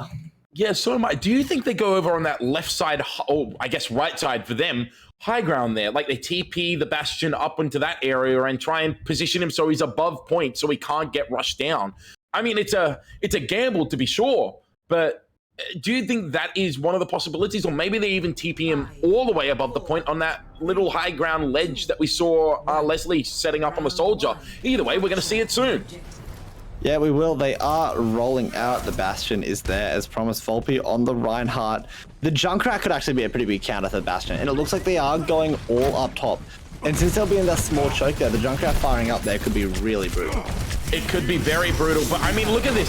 Kakako is actually just kind of luring them over and straight away. That just gets taken out so quickly. House finds two. Both DPS going down, but Atheist finds House on the Wrecking Ball there, getting the pile drive onto them. And now there's no damage really affecting Where's My Dad, except for the Sim team, Sim turret right there as we see the Immortality Field come out. Where's My Dad drop down onto the low ground and gets taken out immediately. Ryan gets taken out by Deadly Color. And Artemis is the only person left standing as they hold onto the high ground. They're going to get chased down right now by T. Derek. Deadly Color needs to be careful not to get demeched, and that is the first fight going very in favor of the side of Ambition Desire. Although, as I see that, T. Derek does get taken down very quickly as well. Yeah, luckily House got the counter pick there onto Ryan. Otherwise, it would have been a very speedy recontest indeed. The Bastion is still in play, but they're taking a bit of a different positioning in the choke, and they are finding so much damage to getting House out immediately. That was such a good engage. They used the boop up from both their tanks to get the line of sight for the Bastion. And just like that, Pika takes out Emo Rocky, and Volpe is going to have to find a return onto Kakako. Now that with the Bastion set up in that back corridor and no one to really get onto them, it's going to be a self-destruct going into the backline trying to find her. Almost finds the kill onto Where Is My Dad, but it doesn't really matter in the end because now we have the Sim Wall coming in, and now Where Is My Dad's sightline has just been cut off exponentially. Volpe finds Pika and House finds Ryan yet again. It's going to be a sleep dart onto House, stopping his reign of terror on the Junkrat, but they're forced to retreat in the end. Bastion unable to do enough damage in that fight. They have done enough, however, to build up their ultimate tank mode. They'll be able to chuck that one on speedily enough. I'm curious as to how heavily Pride is going to invest into this Bastion. Are they going to nano boost them? They're going to damage boost them as well? I sure hope so, because the cheese would just be immaculate. Oh, there's the nano boost. It goes into the monkey there. I think it was actually trying to go into the Bastion, but missed from Artemis right there. Now they get into the backline. Doesn't really matter. House uses the Riptide and finds Pika, and Kakako goes down to Emo Rocky. The Bastion are really unable to find anything, and just so well played right now from the side of Ambition Desire. Great shatter, solo shattering the Bastion right there, identifying that it was alone and just taking it out immediately. Now they get onto Artemis and take it down. Atheon did find Deadly Color and get them out of mech, but Minx found Ryan with the amplification matrix and some help. Now it's going to be 93% and ticking up, whereas My Dad has swapped off the Bastion over to the Tracer to try and touch the point. Curious as to how this one goes. The monkey does touch the objective, but it looks like they're going to be taken down pretty quickly. Yeah, we see the B invested, and because of the Reaper's Death Blossom from Pika right there, he TP's up into the high ground trying to find Minx. Will he be able to find the Baptiste? He does. In the end, it's Atheon helping out, but Pika goes down to Volpe. Atheon did find Deadly Color, and House goes down to Where's My Dad. Ryan gets the resurrect onto Pika. Atheon finds Volpe. Kakako found Emo Rocky, and that is going to be the point ticking over in favor of Pride as we see Where's My Dad still sticking on this Tracer pick. And they are succeeding off of the Bastion. That doesn't bode well to a team that prides to be a bit of a Bastion one-trick team. But alas, we move. Just finally on the board. But Ambition Desire is in still such a great spot to actually just take this map pretty down quickly. The Earth Shadow's online with no real shield online. The Shadow should land pretty easily. Yeah, I mean, it's a good engage using the power drive and the Winston lead to get straight in, but they're unable to find any kills. There's not enough damage for anything, although, as I said there, Pika does find the kill onto Mink, and it's going to be a Shadow coming onto Kakako. They're unable to find the kill on him because of a great nano boost coming in, and Pika found the kill onto T-Derek. Both supports down, and Emo Rocky goes down. Emo Rocky did find Ryan free fight, and Deadly Color gets a bit with the Artemis, so there's no heals on the side of Pride right now, but it doesn't seem like it's going to matter. Deadly Color uses self-destruct, but Pika takes out Deadly Color in the Baby Diva form. 4 kills for the Reaper in that fight. Pika with a great little flank. Yeah, finding a lot of value on the Reaper, and now they're coming up to a few ultimates of their own. The Death Blossom is obviously going to be there, as is the Pulse Bomb from Where Is My Dad. The Primal Rage from Kakako is what I'm looking at, though. It'll allow them to survive the tire. No, won't they? Great tire. Great tire taking out Kakako before he can use his Primal Rage, and Ryan goes down right there to a combination of Deadly Color and House. Pika with the Death Blossom, though, drops down, finds House immediately, but the rest of it is mitigated by the defense matrix of Deadly Color. Now it's going to be Minx using the amplification matrix as T-Derek gets anti-nated in the backline, but Artemis is caught out and is going to be taken down by Imaroki. Swapped over to the Reaper just for this fight right here, just to win it out on the point. Kakako uses the Primal Rage and is trying to battle around the Reinhardt right now, but he's going to be taken very low with the Reaper helpful play shotguns right there, just going into him. But he gets taken down by House right there, and it's going to be a re-engage now coming up from APM on the Wrecking Ball using the minefield. Now trying to clear out a little bit of space, trying to get any sort of damage, any sort of kills, but can't really find anything. Whereas my dad gets taken down by House, and Deadly Color managed to find Kakako. APM gets taken down by House, and that is going to be the fight and the round going over to the side of Ambition Desire. Great effort from Pride, though. It took them a little bit of time after they lost the point, but Ambition Desire did come back and eventually claim that round, as they rightfully should have. They got off to such a strong start. They didn't have to do much to finish, even if they kind of hobbled over the line as they almost did there. But it's a new dawn, it's a new day, it's a new map. We are on Lijiang Night Market, and it is Pride going back to the Bastion pick. I understand what they're trying to do with this composition, though, and I think as Pika swaps over to the Doomfist, it will be so much more efficient. What they're trying to do is engage with the 2 tanks into the backline, hope for Ambition Desire to everybody to peel back, and as they peel back, that gives the space for the Bastion to go forward and find a really prominent position on the objective or near it. So if that's what they're going to go for, but it's really tough as Ambition Desire is holding onto the point. They don't really have anywhere to back up to. Yeah, they don't, and there's so much sightline right now for the Bastion, and Pika just gets the insta-kill potential straight away onto Imaroki. He does go down in the end, and T-Derek actually gets a boot onto Althea, so now they lose a lot of their engage potential, and with Kakako going down, it's just going to be a walk forward now for Volpe as he tries to get onto Where Is My Dad straight away. He's so close to the Bastion gets taken down by House in the end, and Artemis and and Ryan are going to be forced to retreat. They do get out of dodge, and once again, it is Ambition Desire getting off to a really good start on this control map. There was a pretty solid engage there from Pika and Afian it was, but it just didn't really amount to much. Bastion is really struggling to find positioning. That time they were just trying to spam down the choke, but they just weren't finding much. That was a great engage. Yeah, that is how you want to engage with that composition. Pika finding the kill onto Volpe with a lot of help right there, a lot of assistance from the rest of the team. And now they've backed up on the point. This is kind of where you want to be, where you want them to be if you're Pride right now, because you have so much potential. Whereas my dad takes out the immortality bill, but Pika and Kakako go down to Deadly Color and Minx respectively. Minx does get taken down. The Riptide now coming out from the side of Ambition Desire, going around the back, trying to find the Bastion, finds the Bastion and the Mercy, and crucially the Bastion had used the tank ultimate as well. That is another fight win decisively in favor of Ambition Desire. I've never really thought about it before, but it seems like Junkrat is a hard counter to Bastion. I guess it makes sense. It's so easy to land the grenades when that Bastion is just stuck still in sentry mode. But they are making great use out of it, and the tire there to shut down that ultimate is a treat for House as well. But they went for that same engage again, but Volpe was far enough back that they lived this time. Yeah, that was really good adaptation from Volpe right there, playing a little bit further back so not to get caught by the same trap. We see the minefield and we see the Primal Rage being used as well as the Shadow. Shadow doesn't really find anything, but neither did the rest of the tank ults, and Kakako and Pika immediately go down yet again. Whereas my dad found House this time, but without the rest of the tanks there and the insta-kill potential, it looks like it might be a lost fight. But as I say that, Where's My Dad has found an off angle and is really being contested right now. Managed to find both tanks and found Minx as well. He's found 4 kills in this fight so far. Now he gets up and tries to walk around, trying to get onto that point. If he sets him on the point, it is going to be so hard to dislodge him. Pika is back in this fight as well. Whereas My Dad found Emo Rocky. Deadly Color went down to Apian. The re-engage coming in for a bit of snore potential from the side of Ambition Desire. But Where's My Dad sitting healthy and happy on the point, doing so much damage. And as it gets to 99%, they're finally going to take this point back. And this is where I start to get a little bit worried for Ambition Desire here, Harry, because now the Bastion has everything going for them. They have the positioning that they want. Ryan has that Valkyrie online, so they'll be able to do some pretty nice damage boosting to keep everybody up as well. But curiously, the Bastion's holding really, really far back. So if... Oh, what's happening? Harry, I mean, it doesn't really matter in the end if they're holding far back, because Pika has gotten into the back line and has just decimated them before they can even get on top of him. Pika has found 3 in this fight, and Apian found Volpe. Whereas My Dad got the nano boost to stay alive for a bit and do a lot of damage as well. Takes down Minx and Deadly Color, and that is just a team wipe.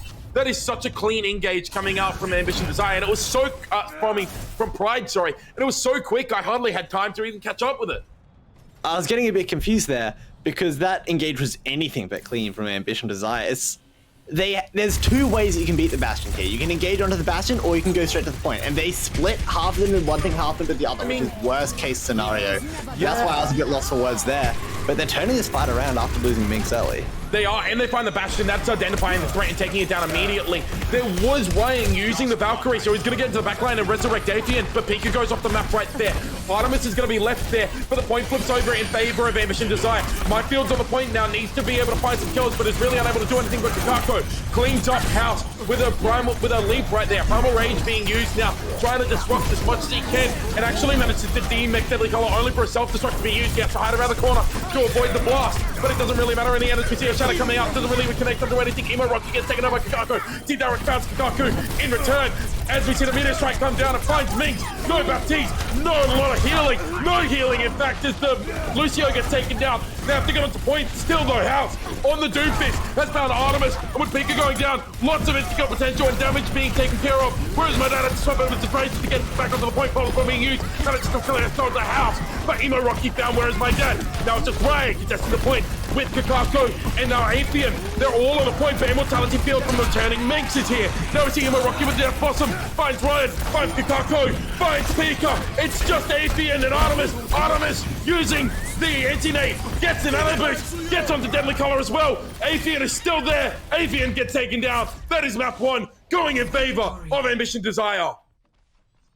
Wow, Ambition Desire, that time with a much, much cleaner rotation. Just choosing to ignore the Bastion, just rotate around coast side onto the objective. And from there, that fight was theirs. Amass some terrible mistake. But that's that engage you were talking about from Pika. That was pretty clean. I do have to give it to them.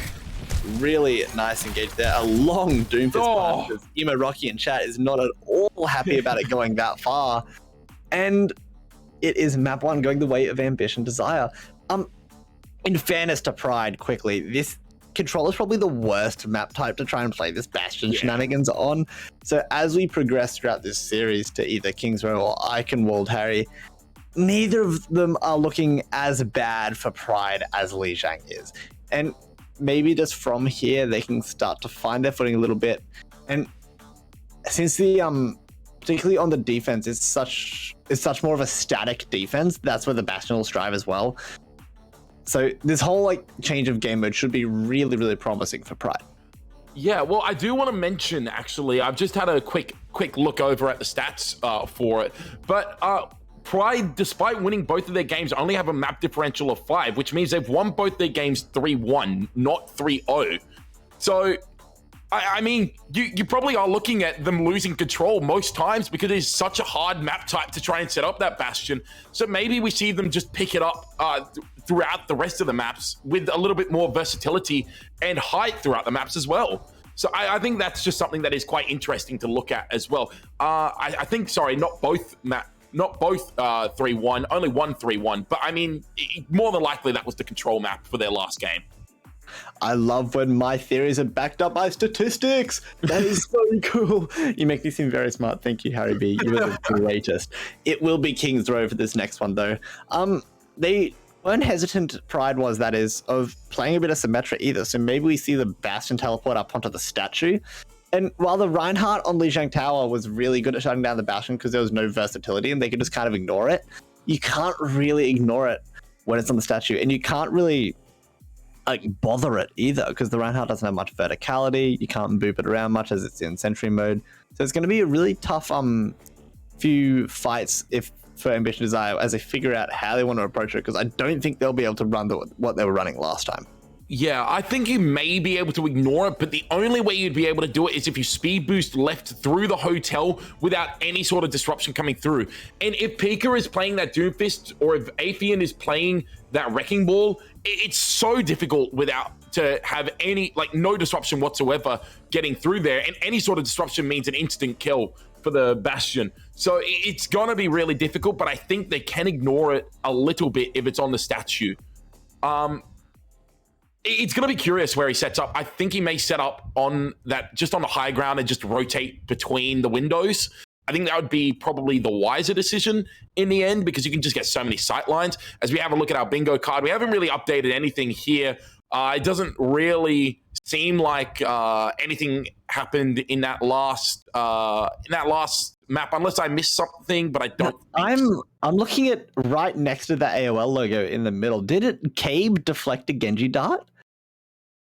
Because that's the only Genji that we've seen, so it's our only real option for it. But off the top of my head, I don't think I remember it. No, yeah, I don't know. I mean, it's definitely possible, but I'm not 100% sure. Yeah, I mean, if you want to, I guess you can. You can say, yeah, I saw it. Oh no, this is King's Row again, because we've had it twice now. Yes, this is, yeah. Ah, okay, yeah. I thought it was like the one time over, but it's for both maps. Okay, that makes a lot of sense. Roadhog hooks a player off the map. We saw a few Roadhog shenanigans. Did we? I don't know if we saw that though. I think we saw a whole hog off the map. Maybe. Yeah, we saw a whole hog off the map. Definitely, we saw a whole hog off the map. But coming in, I mean, we see the Doomfist coming out for Pika. What do you make of this, Sneaky? The Doomfist on the offense, it could be pretty brutal. There's a lot of tight corridors, so the punches will almost always land somebody into a wall. But I'm more focused on this Bastion pick. Surprise, surprise, it's the Bastion. I'm going to look at it. Where are they going to rotate? So they're trying to go up onto the balcony of the theater. I don't know what they're trying to achieve with this though, but it looks like that is going to be their eventual position. They get a really nice sightline onto the point, and it is given the three divers of Atheon, Kokoko, and the Doomfist of Pika so much positioning. Yeah, it has, and we see the engage coming in straight away. Although Pika didn't really get the engage that he was looking for, he didn't really get onto anything, but in the end he finds House. Minx goes down to Where's My Dad, but Deadly Color did find Pika in the end. It doesn't really matter though, because Atheon takes out Emo, Rocky, and Volpe. T-Derek does take out Kakako, sorry. But in the end, they've just steamrolled first point. That is such smart play around the Bastion right there from Pride. It is really smart play, and it is also a sublime example of how this composition from Pride wants to play. Because as the cap finally goes through there after a little bit of hesitation, the dive from the tanks and the Doomfist is what forced them into the Bastion sightline. So it was very much a team effort, despite the Bastion doing the majority of the damage. It was the dive that actually set up that damage opportunity in the first place. They tried it on a few times. Look at the flank. There's not much success, but they got it. Look at the flank. Where's My Dad has actually just gone on a flank with the Mercy pocket, and it's just in the back line right now. Where's My Dad gets frozen up by Emo, Rocky, and Deadly Color has collapsed on him right there. But it takes so long to get the kill. Great healing coming out from Artemis and Ryan right there. T-Derek is the one who picked it up. In the end, though, it doesn't really matter because the rest of the team got wiped by the rest of Pride. And it just, yeah, they're just going to continue steamrolling this point forward. Momentum is the name of the game, and for a Bastion composition, this is where you'll see it succeed. Hello. Where are they now, though? I have hero outlines on, and I cannot find the Where is My Dad died, so he's respawning coming back now, yeah. Okay, that makes a lot of sense. So I quite literally had to ask, where is my dad? But I found him at the end of it. Nice little engage. Oh, great engage, but House with a great use of the Deadeye there, swapping over to the Cassidy, finds Artemis. Deadly Color does go down, still in that Baby Diva form, and a Bastion tank form coming out as well. So it goes onto the high ground. Bit of Bastion parkour right there, finds T-Derek. Doesn't really find any other final blows right there, except for Minx. But now he's on the high ground. It's going to be so hard for the Brawl competition to try and contest this. It really will be. I think it's basically a gimme for point B here, and everyone's so far away as well, so it absolutely will be. I'm a fan. I understand why House is going for the swap over to the Cassidy. It does really shut down the Doomfist, but in saying that, they had so much success shutting it down with Junkrat on Lijiang Tower, and it looks like that's what they were going for this time as well. The bombs open things up. Yeah, they have to use the self-destruct. We see the nano boost going over onto the side of Kakaku on the Winston. He's forced to pop the primal rage as well to keep himself alive, and the card just rolls around the corner. And now we have Where Is My Dad having the clear sidelines here, and it seems like Deadly Color's gonna get DMX'd immediately. Does get DMX'd immediately. They try and get the shadow onto Where Is My Dad, but they're unable to finish off the kill. Finally, House takes down the menace that is the bastion of Where Is My Dad, but not before Imaroki goes down. Now they're trying to get the engage, but the metaphors were extended a little bit. House does find Pika, and Deadly Color gets the remake, so they seem like they're in the clear for now. There could be a really speedy recontester, especially Ryan getting off a really aggressive res onto the Doomfist. Now Pika's just going wild. Yeah, I mean, great sound barrier right there to keep the Reinhardt alive right there, and Pika goes down immediately. Volpe is just clearing those minefields. T-Direct manages to find Atheon, and Where Is My Dad? Again, just setting up on that high ground, trying to use as much of the sideline as possible. It's going to be a very late amplification matrix. That was definitely not needed. They're trying to finish off the kill onto Artemis, but I don't think they need to extend that far. I think they need to now back up as T-Direct actually finds the kill and is able to get back with some great wall riding mechanics there. The rest of the team is now going to fall back. Maybe. I don't know. I don't know anymore, Pika. Yeah, there's so much going on. And this, that's the Bastion sightline down that main choke to point C was so brutal there. Not before they're taken out by House and Stealth. Kakaku has gone the primal to try and make a little bit of space. And space is exactly what they have made. Everybody from the defense had to back up so far. Huh? That's a self-destruct just planted in the middle, and it finds 3!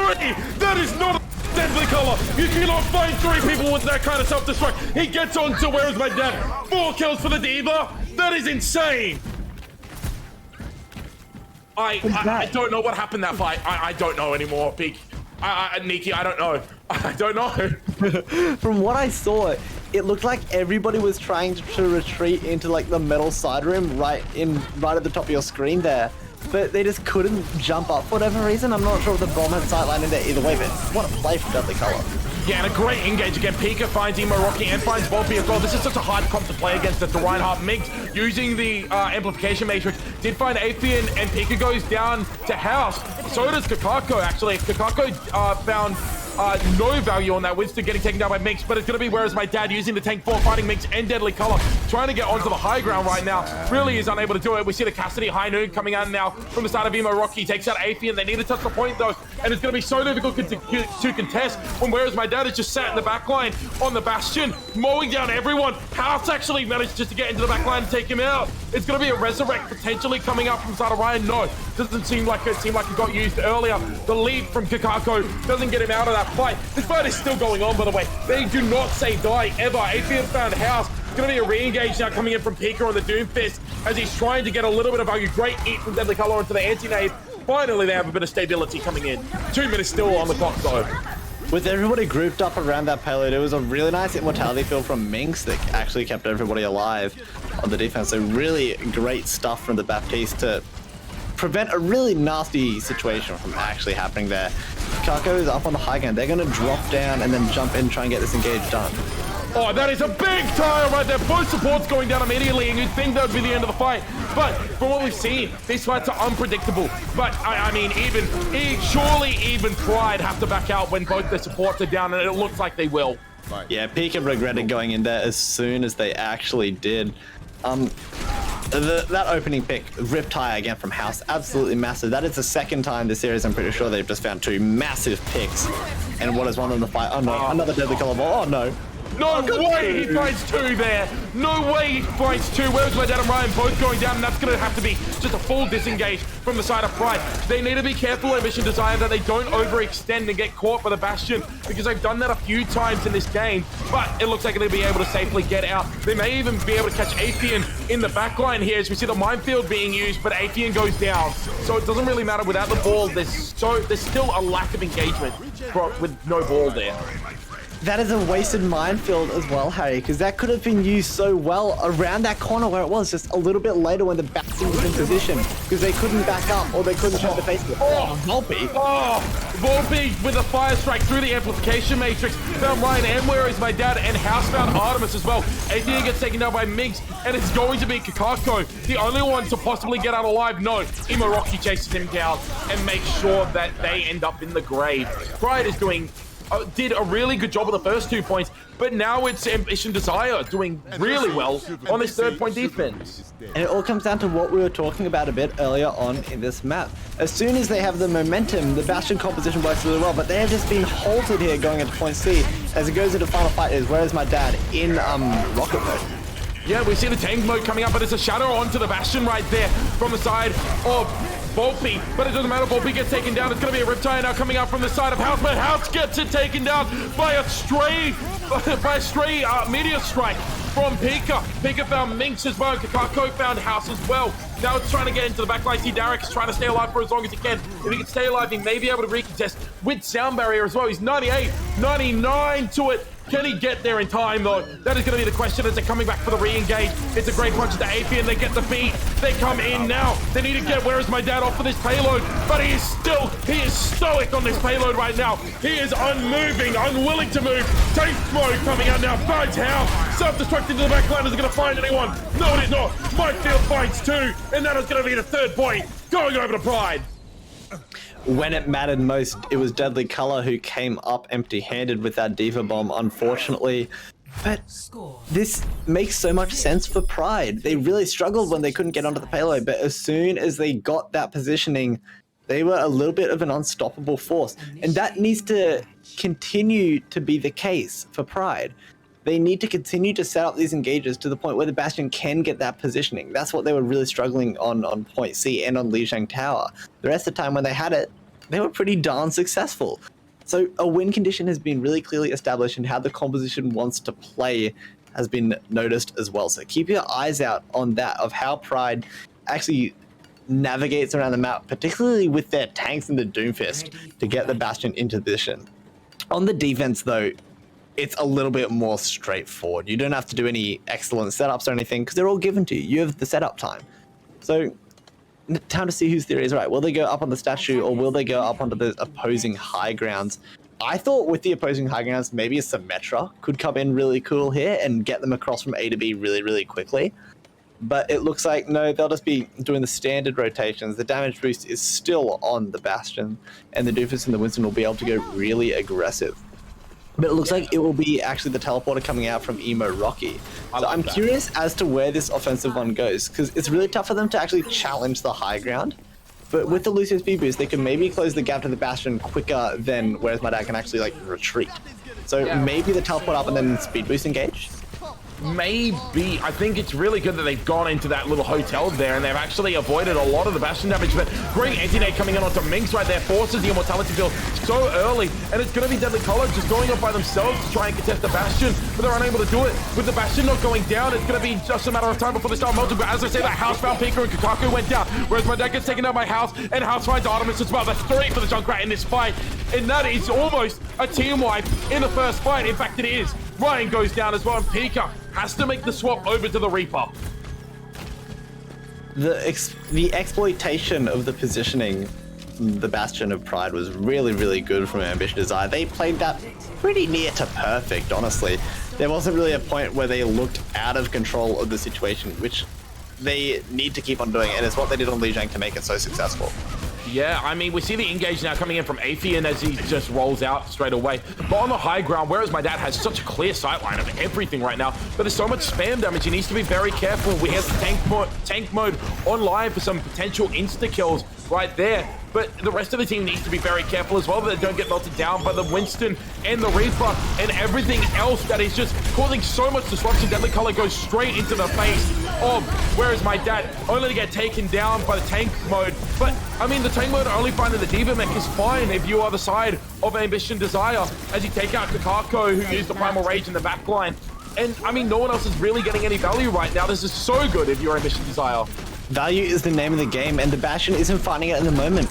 for like 5 or 6 seconds there, whereas my dad was relegated to shooting the Symmetra ultimate, which isn't at all how you want to be using that abundance of damage. But Volpe nearly got caught out. They're investing their members. They really want to find this Reinhardt pick, but the trap really shuts down the gauge of Outfield.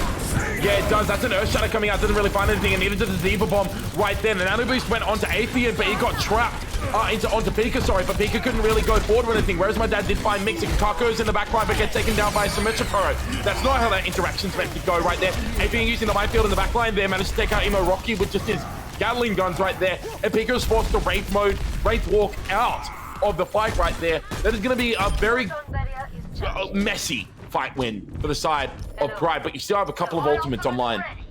It was, but it was a pretty impactful minefield from Avian, even after getting trapped there.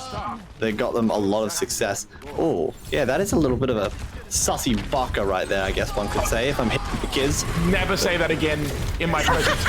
Please, never say that again. As we actually get into this fight, we see the Death Blossom come out, and we saw the tank mode as well, but the tank mode didn't really find anything. Death Blossom did find Emo Rocky on the Symmetra, but no one's able to touch the point. That is a C9 right there. No one can get onto it. We see the amplification matrix being used, but it doesn't matter. Whereas my dad takes out Volpe, but again, they gave up point control already. Whereas my dad found 2, but it's far too little too late in the end. The Bastion is on the back foot at the moment. Where will they set up? They don't really have any tools to get up to the high ground where they really want to be, and I think that's going to be a real crux for this defense. Pretty nice mechanic there from Ryan to keep everybody healed up, but it is actually going to be Kakako going in. Yeah, I mean, whereas my dad finds House and a nano boost onto Kakako right there, means they should have a little bit of space, but he gets trapped by a Junkrat trap right there and gets taken out by Deadly Color. Deadly Color does get demech by Pika, but they're just falling back immediately because they have to give up so much space every time they want to do damage. Because if they get too close, they're just going to get steamrolled over. You see Pika on the high ground. They're actually being contested right now by House and that Junkrat who saw him in the corner of his eyes right there. Really good scouting from Junkrat there to keep the Reaper at bay and not allow them into the backline. Minx is on the high ground right now, doing everything that he can. There was, we see the tank form coming now from Where's My Dad, and we see in minefield in the backline using the immortality field to try and keep the rest of the team alive. But Athean moves him into the minefield right there, out of the immortality field. That is such good play from the Wrecking Ball. Deadly Color goes off the map right there, and Ryan reses up Athean for a full 6-man team for the next fight. Another great execution of that minefield Bastion combo from Pride. It didn't actually result in many kills, but it basically won them the fight with the amount of time that was shaved off the time bank with that one. Really nice play to force everybody from Ambition Desire back out of the line of sight of the Bastion.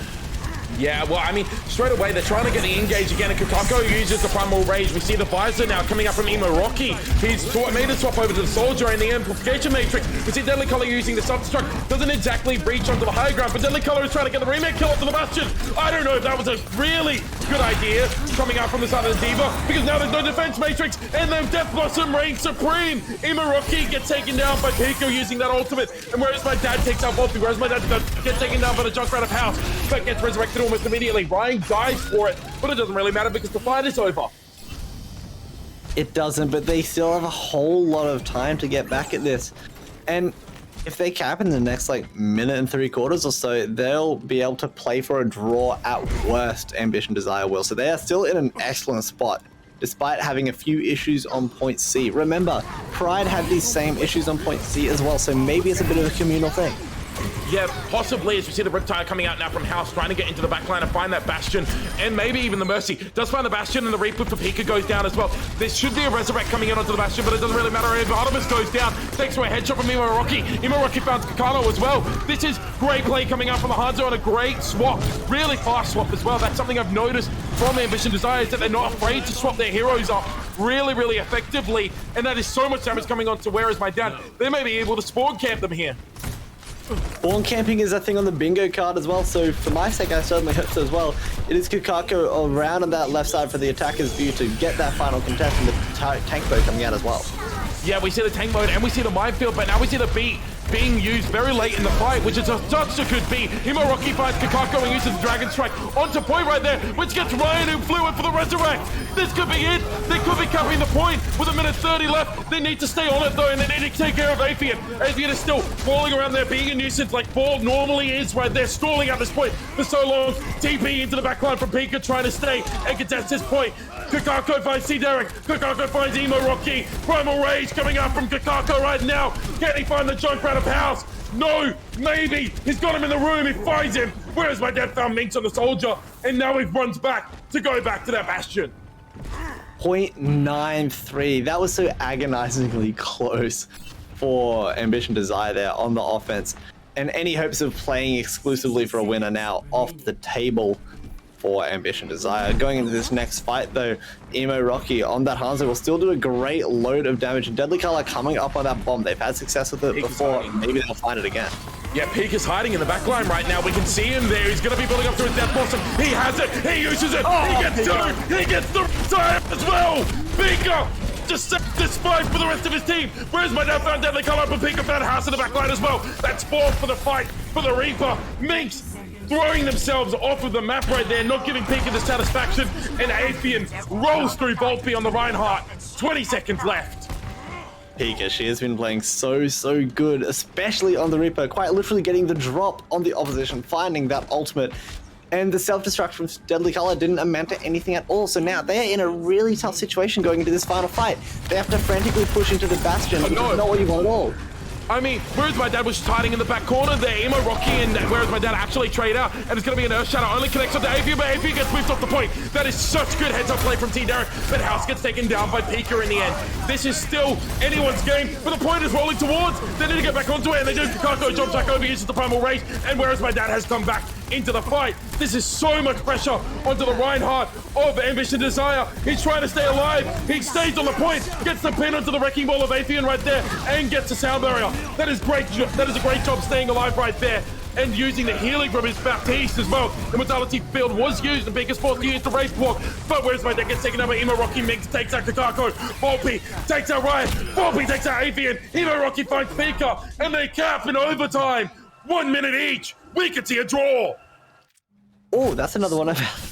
I'm so hung up on these bingo cards, man. I didn't start talking about the video game. But if we see a draw, we're guaranteed to see a map 5, right? Oh no, Harry, you're getting my brain tingling right now. I'm not okay with it at all. So if we see a draw here, we get the bingo. We need a draw for the bingo. We need it. Get some draws in chat, everybody. We do want to see it. That Hanzo swap from Emo Rocky was really quite wonderful. Because not only was the Dragon Strikes, both of them that they used, really nicely down the central part of the point, just right on top of the payload, making contesting really tricky. It actually caught out Ryan first time, very lucky to escape it second time around. But also, it's a long-range threat to the Bastion. It is something that Where's My Dad genuinely has to worry about that isn't completely up in their face. So it really compromises their potential positioning, how they can stand, and where they can stand, more importantly. So I'm a really big fan of this pick, and as this defense for Ambition Desire plays out, they have 2 massive long-range threats. It is going to make getting the Bastion into position really, really tricky. Yeah, it is, and hopefully we see a little bit more heads-up play from House and Emo here. You have to, and Emo Rocky, you have to know where their Bastion is going to set up after the first time, and I don't think they're really going to change it up because it worked so well the first time. We actually see House on the Junkrat taking that left side. Athean falls really low. House just single-handedly takes down the Wrecking Ball with a well-placed trap. That is such good adaptation from the Junkrat on the side of Ambition Desire. Really, really good play coming from them, and now they have the advantage. That was a trap put there by House because... Sorry, Trap House. It was a trap put there by House, anticipating the same rotation that they went for first time around. But now they're under so much pressure. How do they manage to escape on that? Pika gets taken down, and Athean actually got trapped again by House. So this is incredible Junkrat play coming out. Ryan falls incredibly low, but some great aim from Artemis actually keeps Ryan alive right there. The Bastion is set up in the backline, but is really unable to do anything. There's only 5 seconds left. They try and get a desperation jump on the backline, but Athean gets taken down immediately. Riptire now coming up from the side of House, and Pika's in the backline as well. Whereas my dad takes out the Riptire before it can explode and kill anyone, but it doesn't really matter in the end if Artemis gets taken out. House has been on an absolute tear on this Junkrat. They go on to Pika, but it doesn't seem to be able to get any kills right there. Volpe with a charge onto Kakaku, whereas my dad gets taken out by House. Pika gets the D-Mech on Deadly Color, and Kakaku gets red, but House finds Pika. That was Shadow going down, didn't really find anyone, but it doesn't matter because the amplification matrix and Minx is able to close this out. Complete. House on the defense was so solid. the general mechanics on the Junkrat, which is something you can't compliment every so often, but they certainly have them there, finding a few really nice grenades onto the Bastion while they were up in the air, that sort of thing. But I think more importantly has been how mobile they are. You normally think a Junkrat is just holding an angle and spamming down it, much similarly to a Hanzo or even a Bastion. But they were so mobile, using the cover of the statue and hotel to get these flanks and find value all of the time. But now we'll have to see how they manage to pull that off on the offense, because they have to get through the choke in the first place. So the big question is how they do that, especially when they are facing down the barrel of Where Is My Dad on the Bastion. Emo Rocky, if they stick on this Reaper pick, could be a bit of a marker for Pika, because Pika has been pretty uncontested this whole time around. Maybe that's what they're going for there, but it is the tried and true composition coming out from Pride on the defense. The tanks are there. The Bastion is in a really sneaky spot, which will...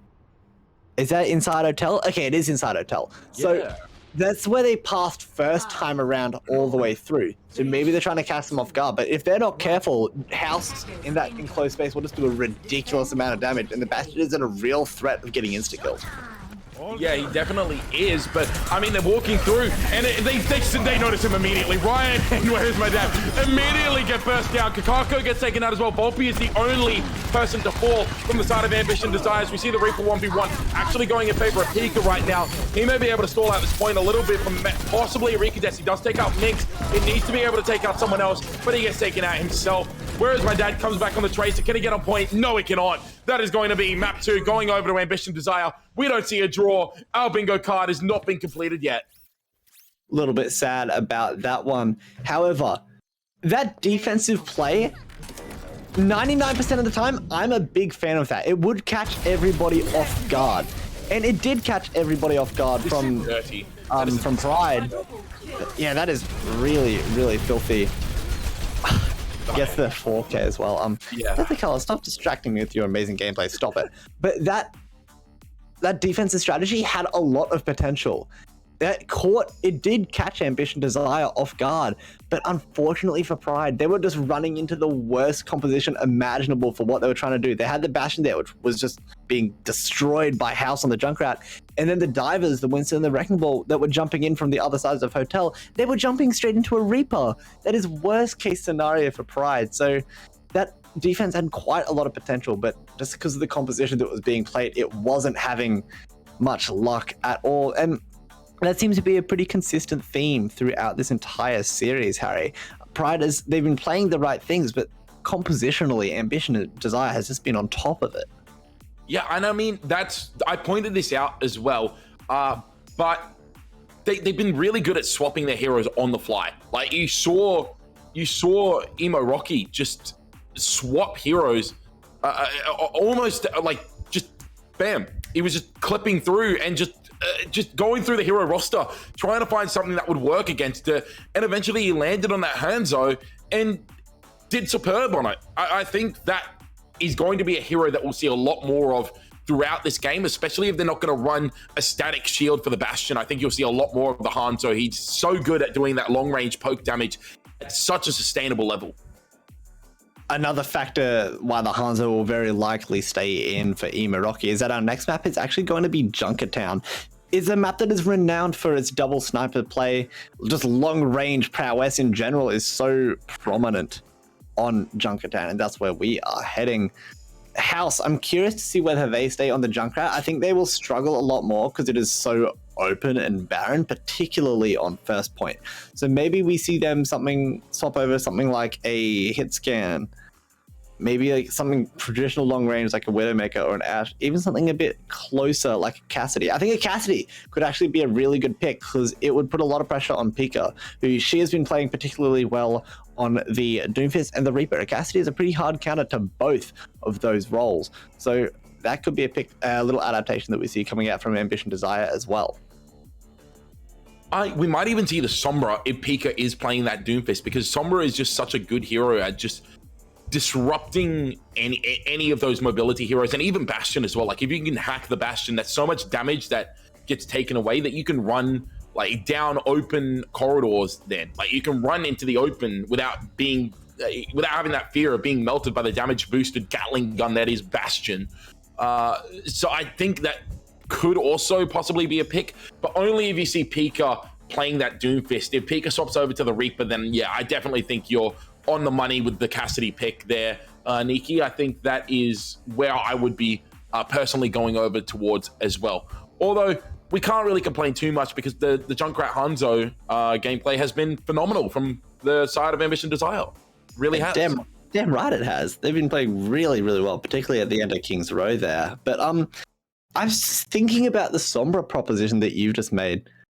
And it'd actually be really good for our bingo card as well, because Sombra EMP is cancelled is one of our squares. So that could actually be pretty cool if we do get to that. We did get spawn camping. I remember you said that. Mm-hmm. Did they spawn camp though? They only walked up to the door. They didn't really spawn camp in the end, did they? You said the word spawn camp. I don't know if that was or not though. It's a really I don't think that's how that works. We'll have to get the VAR. It's like I can't just say there's 3+ Diva bombs in the same fight if there's not, and then there's not 3 Diva bombs in the fight. That's not how that works, Nikki. Damn it! I can't make things up like that. Yeah. Okay. No, we definitely very close to seeing that bottom row. We just need the draw in the map 5, and I mean we're not going to get it on this map, but like if Pride win, we could see it next map. Isn't on the next map is 2CP.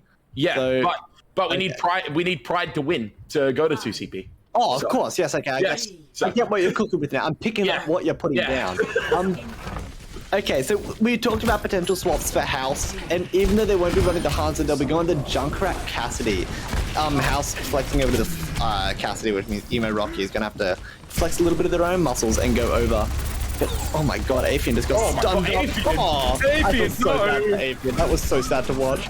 That is the worst ball engagement that you could have hoped for if you were Afian right there. You went into everything. You went into a rock, a flashbang, a Discord, a pull, just everything under the sun right there. And that is just really good preparation and understanding what your opponent is going to play for an Ambition Desire. I think this double shield comp is actually really good, because they can just sit back. They don't have to worry about Where Is My Dad too much now, because they have 2 shields. They don't have to worry about one shield being melted down and being picked off. And there's a rock onto the Bastion right there as we see the engage. Immortality field's being used as well quite early on. And Emo Rocky actually gets taken out. He's a little bit too far forward. Where Is My Dad takes down Minx as well. And Kafko did go down. See Derek on the Zenyatta found Pika. It's a little bit of an even trade, but you think it's in favor right now for the side of Pride. Yeah, mainly because that is coming back from spawn. They have the quicker respawn times because of just how close they are. Heinen coming out from the Cassidy. Where is My Dad? Where is My Dad? Went over the top of the road, only to run into the Cassidy High Noon. That is insane. I mean, props for the innovation coming out from the side of Where Is My Dad, but it didn't really work out in the end, as we see Pika swapping over to the Cassidy themselves and getting taken down. Ryan gets taken down by House, and this attack has not gone well so far for Pride. That has absolutely made my night. That was so phenomenal. But this composition for the offense, they are really trying to play scissors into the rock of Ambition. Like quite literally the rock. It is Deadly Color on the Sigma as well. Yeah, great pull right there from Volpe. Actually stopped the lead from the nano boosted Kakako right there. As we see a Riptide come in and take out Kakako. House took out Afian, and it's gonna be Deadly Color being slept as he tries to use the Graphitic Flux right there. But it doesn't seem like it'll matter too much. Pika did find Emo Rocky, and House actually overextended as well. Gets taken out by Where's My Dad? Where's My Dad? Where is My Dad right now? There's no way he should have been able to get those 2 kills right there. Minx goes down. It's going to be a Transcendence now coming out from the side of T. Derek. As you see the Minefield coming out from the side of Afian. We see Volpe using that Bongo right there, trying to do as much damage as he can, but is really unable to find anything. Great rock throw onto the Bastion coming out from the side of Deadly Color. But Afian is just causing so much disruption. Kakako went a little bit too deep, gets taken down by Emo Rocky. Volpe takes out Afian with help from the Junkrat Trap. Deadly Color takes himself out, and Where's My Dad is trying to take this off angle, but has been found out and is going to get snuffed out in the end. The Bastion going down in a blaze of glory. And it's an abundance of parts scattered along the Australian coast, I guess. Oh, no, it isn't a coast, never mind. It's just down to a valley. But this defense has been so strong because Afian and Kakako are having such a rough time of things. They are playing into literally 4 crowd-controlled characters and a Discord orb. It couldn't be much worse for the tanks because the tanks are succeeding, neither is the Bastion. Oh, where is my daddy? He gets off onto the high ground and immediately takes out Minx with that. He's over the roof as well. He just goes over Deadly Color and he finds house.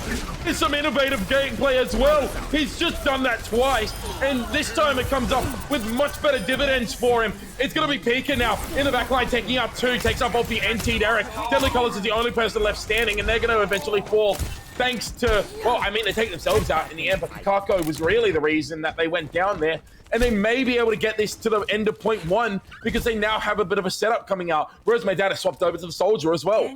But it looks like the defensive recontest wants to come through. They'll be initiating out with the Riptire. If they catch out the Winston point, that is so huge. It is massive. The High Noon isn't able to find any kills because of the Immortality field. And Minx takes out Pika on the Cassidy right there. House with his own High Noon finds Ryan. Emo Rock takes out Whereas my dad. Minx takes out Artemis. Afian gets taken down by Volpe, and that is going to be a full hold for the side of Ambition Desire. Pride, this is their last hope to keep themselves in this series. They'll have to have a phenomenal defense to keep themselves alive in this one, Harry.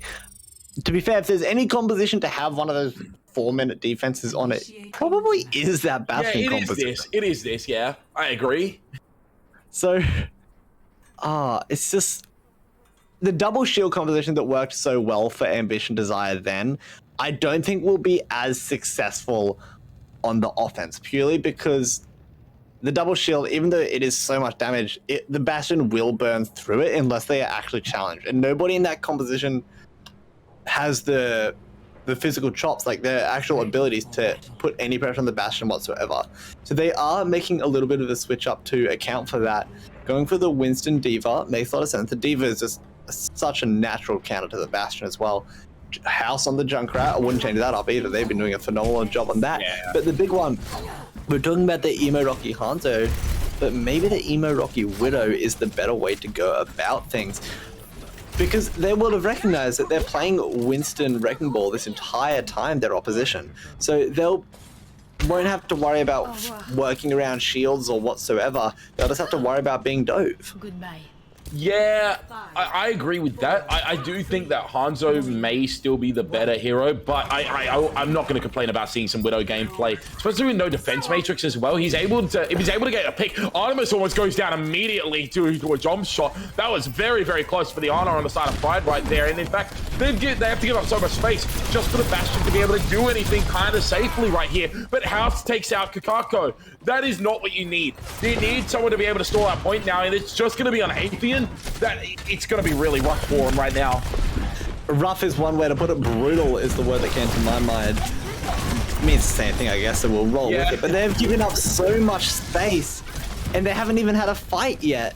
So now they are on their last straws of point A, Pika's down. and they haven't even shot at the enemy yet. Yeah, Pika has gone down. And now we see the Bastion actually trying to do as much damage as they can. Kakako takes out Emo Rocky in the backline. This fight is just a mess. It's everywhere right now. I don't know where to focus. Great anti-nade coming out from Artemis actually connects onto both tanks. And it's just Atheon just swinging around in circles on the card there, trying to get people into the sidelines of the Bastion. And it works out in the end. They get so separated, they're unable to coordinate the attack, and House goes down. Now they have to back up. My big question, though, for this defense is they're in a pretty good position at the moment, but how are they going to play into these ultimates? Emo Rocky is swapping over to the Hanzo, and I'm a big fan of that. Because on the topic of ultimates, the Dragon Strike is going to be so good, it will force the Bastion out of position. So that's a great choice there, and Volpe finds value pretty quickly. Yeah, I mean, Volpe finds value onto Artemis, but it was the nano boost onto Kakako on the other side. They managed to find Minx and Emo Rocky. And whereas my dad finds Volpe, Volpe had no idea what the Bastion was, unable to do anything about it as well. And now it's just going to be Deadly Color going down on the Diva. They may even stagger the baby Diva. No, they don't grant them the honor of being staggered. They just take them out immediately. And that is going to be another fight win going over in favor of Pride. There's only 2 minutes left. 2 minutes, that's still a lot of time to build up ultimates though, Harry, and the pathing has been made a little bit different from the offense of Ambition Desire as well. Choosing to go right side where the natural geography blocks that Bastion sideline, so I'm a big fan of it. But watch out, they are about to walk into Pika on the Reaper as well. Yeah, they are, and we see the minefield actually now coming out from Apian. Huge! Manages to connect on the Volpe before Volpe can even do anything. Deadly Color also goes down. Apian on this Wrecking Ball has been outstanding this map. He has played so well on this defense, at least, that it seems like he's really just doing everything right now. That is like that one minefield that they've been looking for the entire time for Apian. They've had a few really good ones, particularly on King's Row, where it had so much potential, but the positioning of the of Ambitious Desire has kind of compromised its effectiveness. But that time it absolutely didn't. Take down both the tanks on its own. So good. And now, as the Hanzo plays out, I was talking about this issue with the Widowmaker of being dove, and it absolutely still stands for the Hanzo. They don't have a whole lot of mobility to actually escape. So they do actually fall. This defense is playing really, really well. Yeah, I mean, we just see Pika just doing so much damage on the Reaper as well to the Monkey, and I'm really wondering whether the Monkey is the pick. We see the Riptide and the Self-Destruct coming out now. They're trying to get onto the Bastion, but the Self-Destruct falls short. Now it's just down to the Riptide, and the Riptide takes out Where's My Dad? But there's still going to be the Resurrect from Ryan, who used the Valkyrie in the backline. Now it's another boost onto the Monkey into the backline as well as the Reaper's Death Blossom, but neither find anything thanks to a great rally from T. Derek. Artemis goes down to Volpe, and it's going to be Where's My Dad trying to contest the point as much as he can. He needs to not take too much damage from Emo Rocky. Emo Rocky is trying to do as much as he can, but it's Deadly Color coming into the back line, getting the defense matrix over. House finds two with a punch. Nano Booster Doomfist has just cleaned up this fight. Pika goes down to House, and that is going to be Ambition Desire taking the series 3-0. And that will increase their record to 2-1 and put Pride's overall record to 2-1 as well. So really evening up the stakes in Division 5 overall. So a very important map when we look back at the eventual outcome of this division of AAOL. This is disengaged from House. Oh, with the Nano Boost is so brutal. 2 with a single punch. 2 with a single punch. That should be a bingo card on its own. Bingo card. I don't think it is, but it'd be a good one to have on next week for sure. So someone who's in charge of that? Gat? Somebody get Gat onto that one. Yeah, that'd be sick. Gat. Taking notes. And that is actually our last match for a quick minute now, because this is our last week of AOL, Harry. And what a week to end on as well. We had 2 phenomenal series. First off, it was with Ace Queens and Ambition Greed. They went really, really well. Had a phenomenal series. And then this one lived up to expectations as well. Ambition Desire getting I believe their second win on stream, but we do have to give out an MVP. I think House, they played really well, particularly on the Junkrat for me. And they shut down Apium all the time on that Junkertown offense, and then on King's Row they were an absolute freak. So I have to give it to House on that one. Yeah, I have to agree. If you didn't actually see the stat card at the end, House had 55 elims on King's Row. He had 59% of the team's elims on that Junkrat, which I think is absolutely insane on King's Row, especially getting 55 elims. And you know he would have had in the 20,000s for damage playing that Junkrat. So absolutely outstanding work from him. And even towards the end there, he had 29 elims on Junkertown, which doesn't sound impressive, but you have to remember that it was a full hold and then only a first point capture. And he still had 67% of the team's elims. So for a DPS player to do that is outstanding. And I think you really need to give him every single ounce of props that he deserves for that performance. It was kind of nasty, I'll be honest.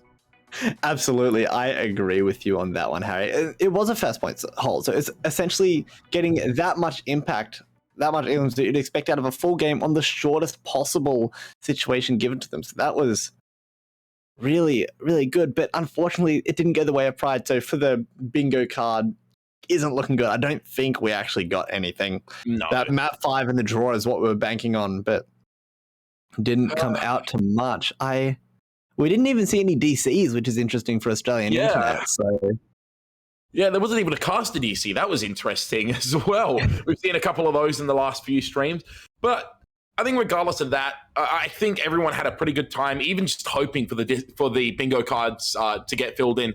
It really invests you sometimes. Really, really does invest you.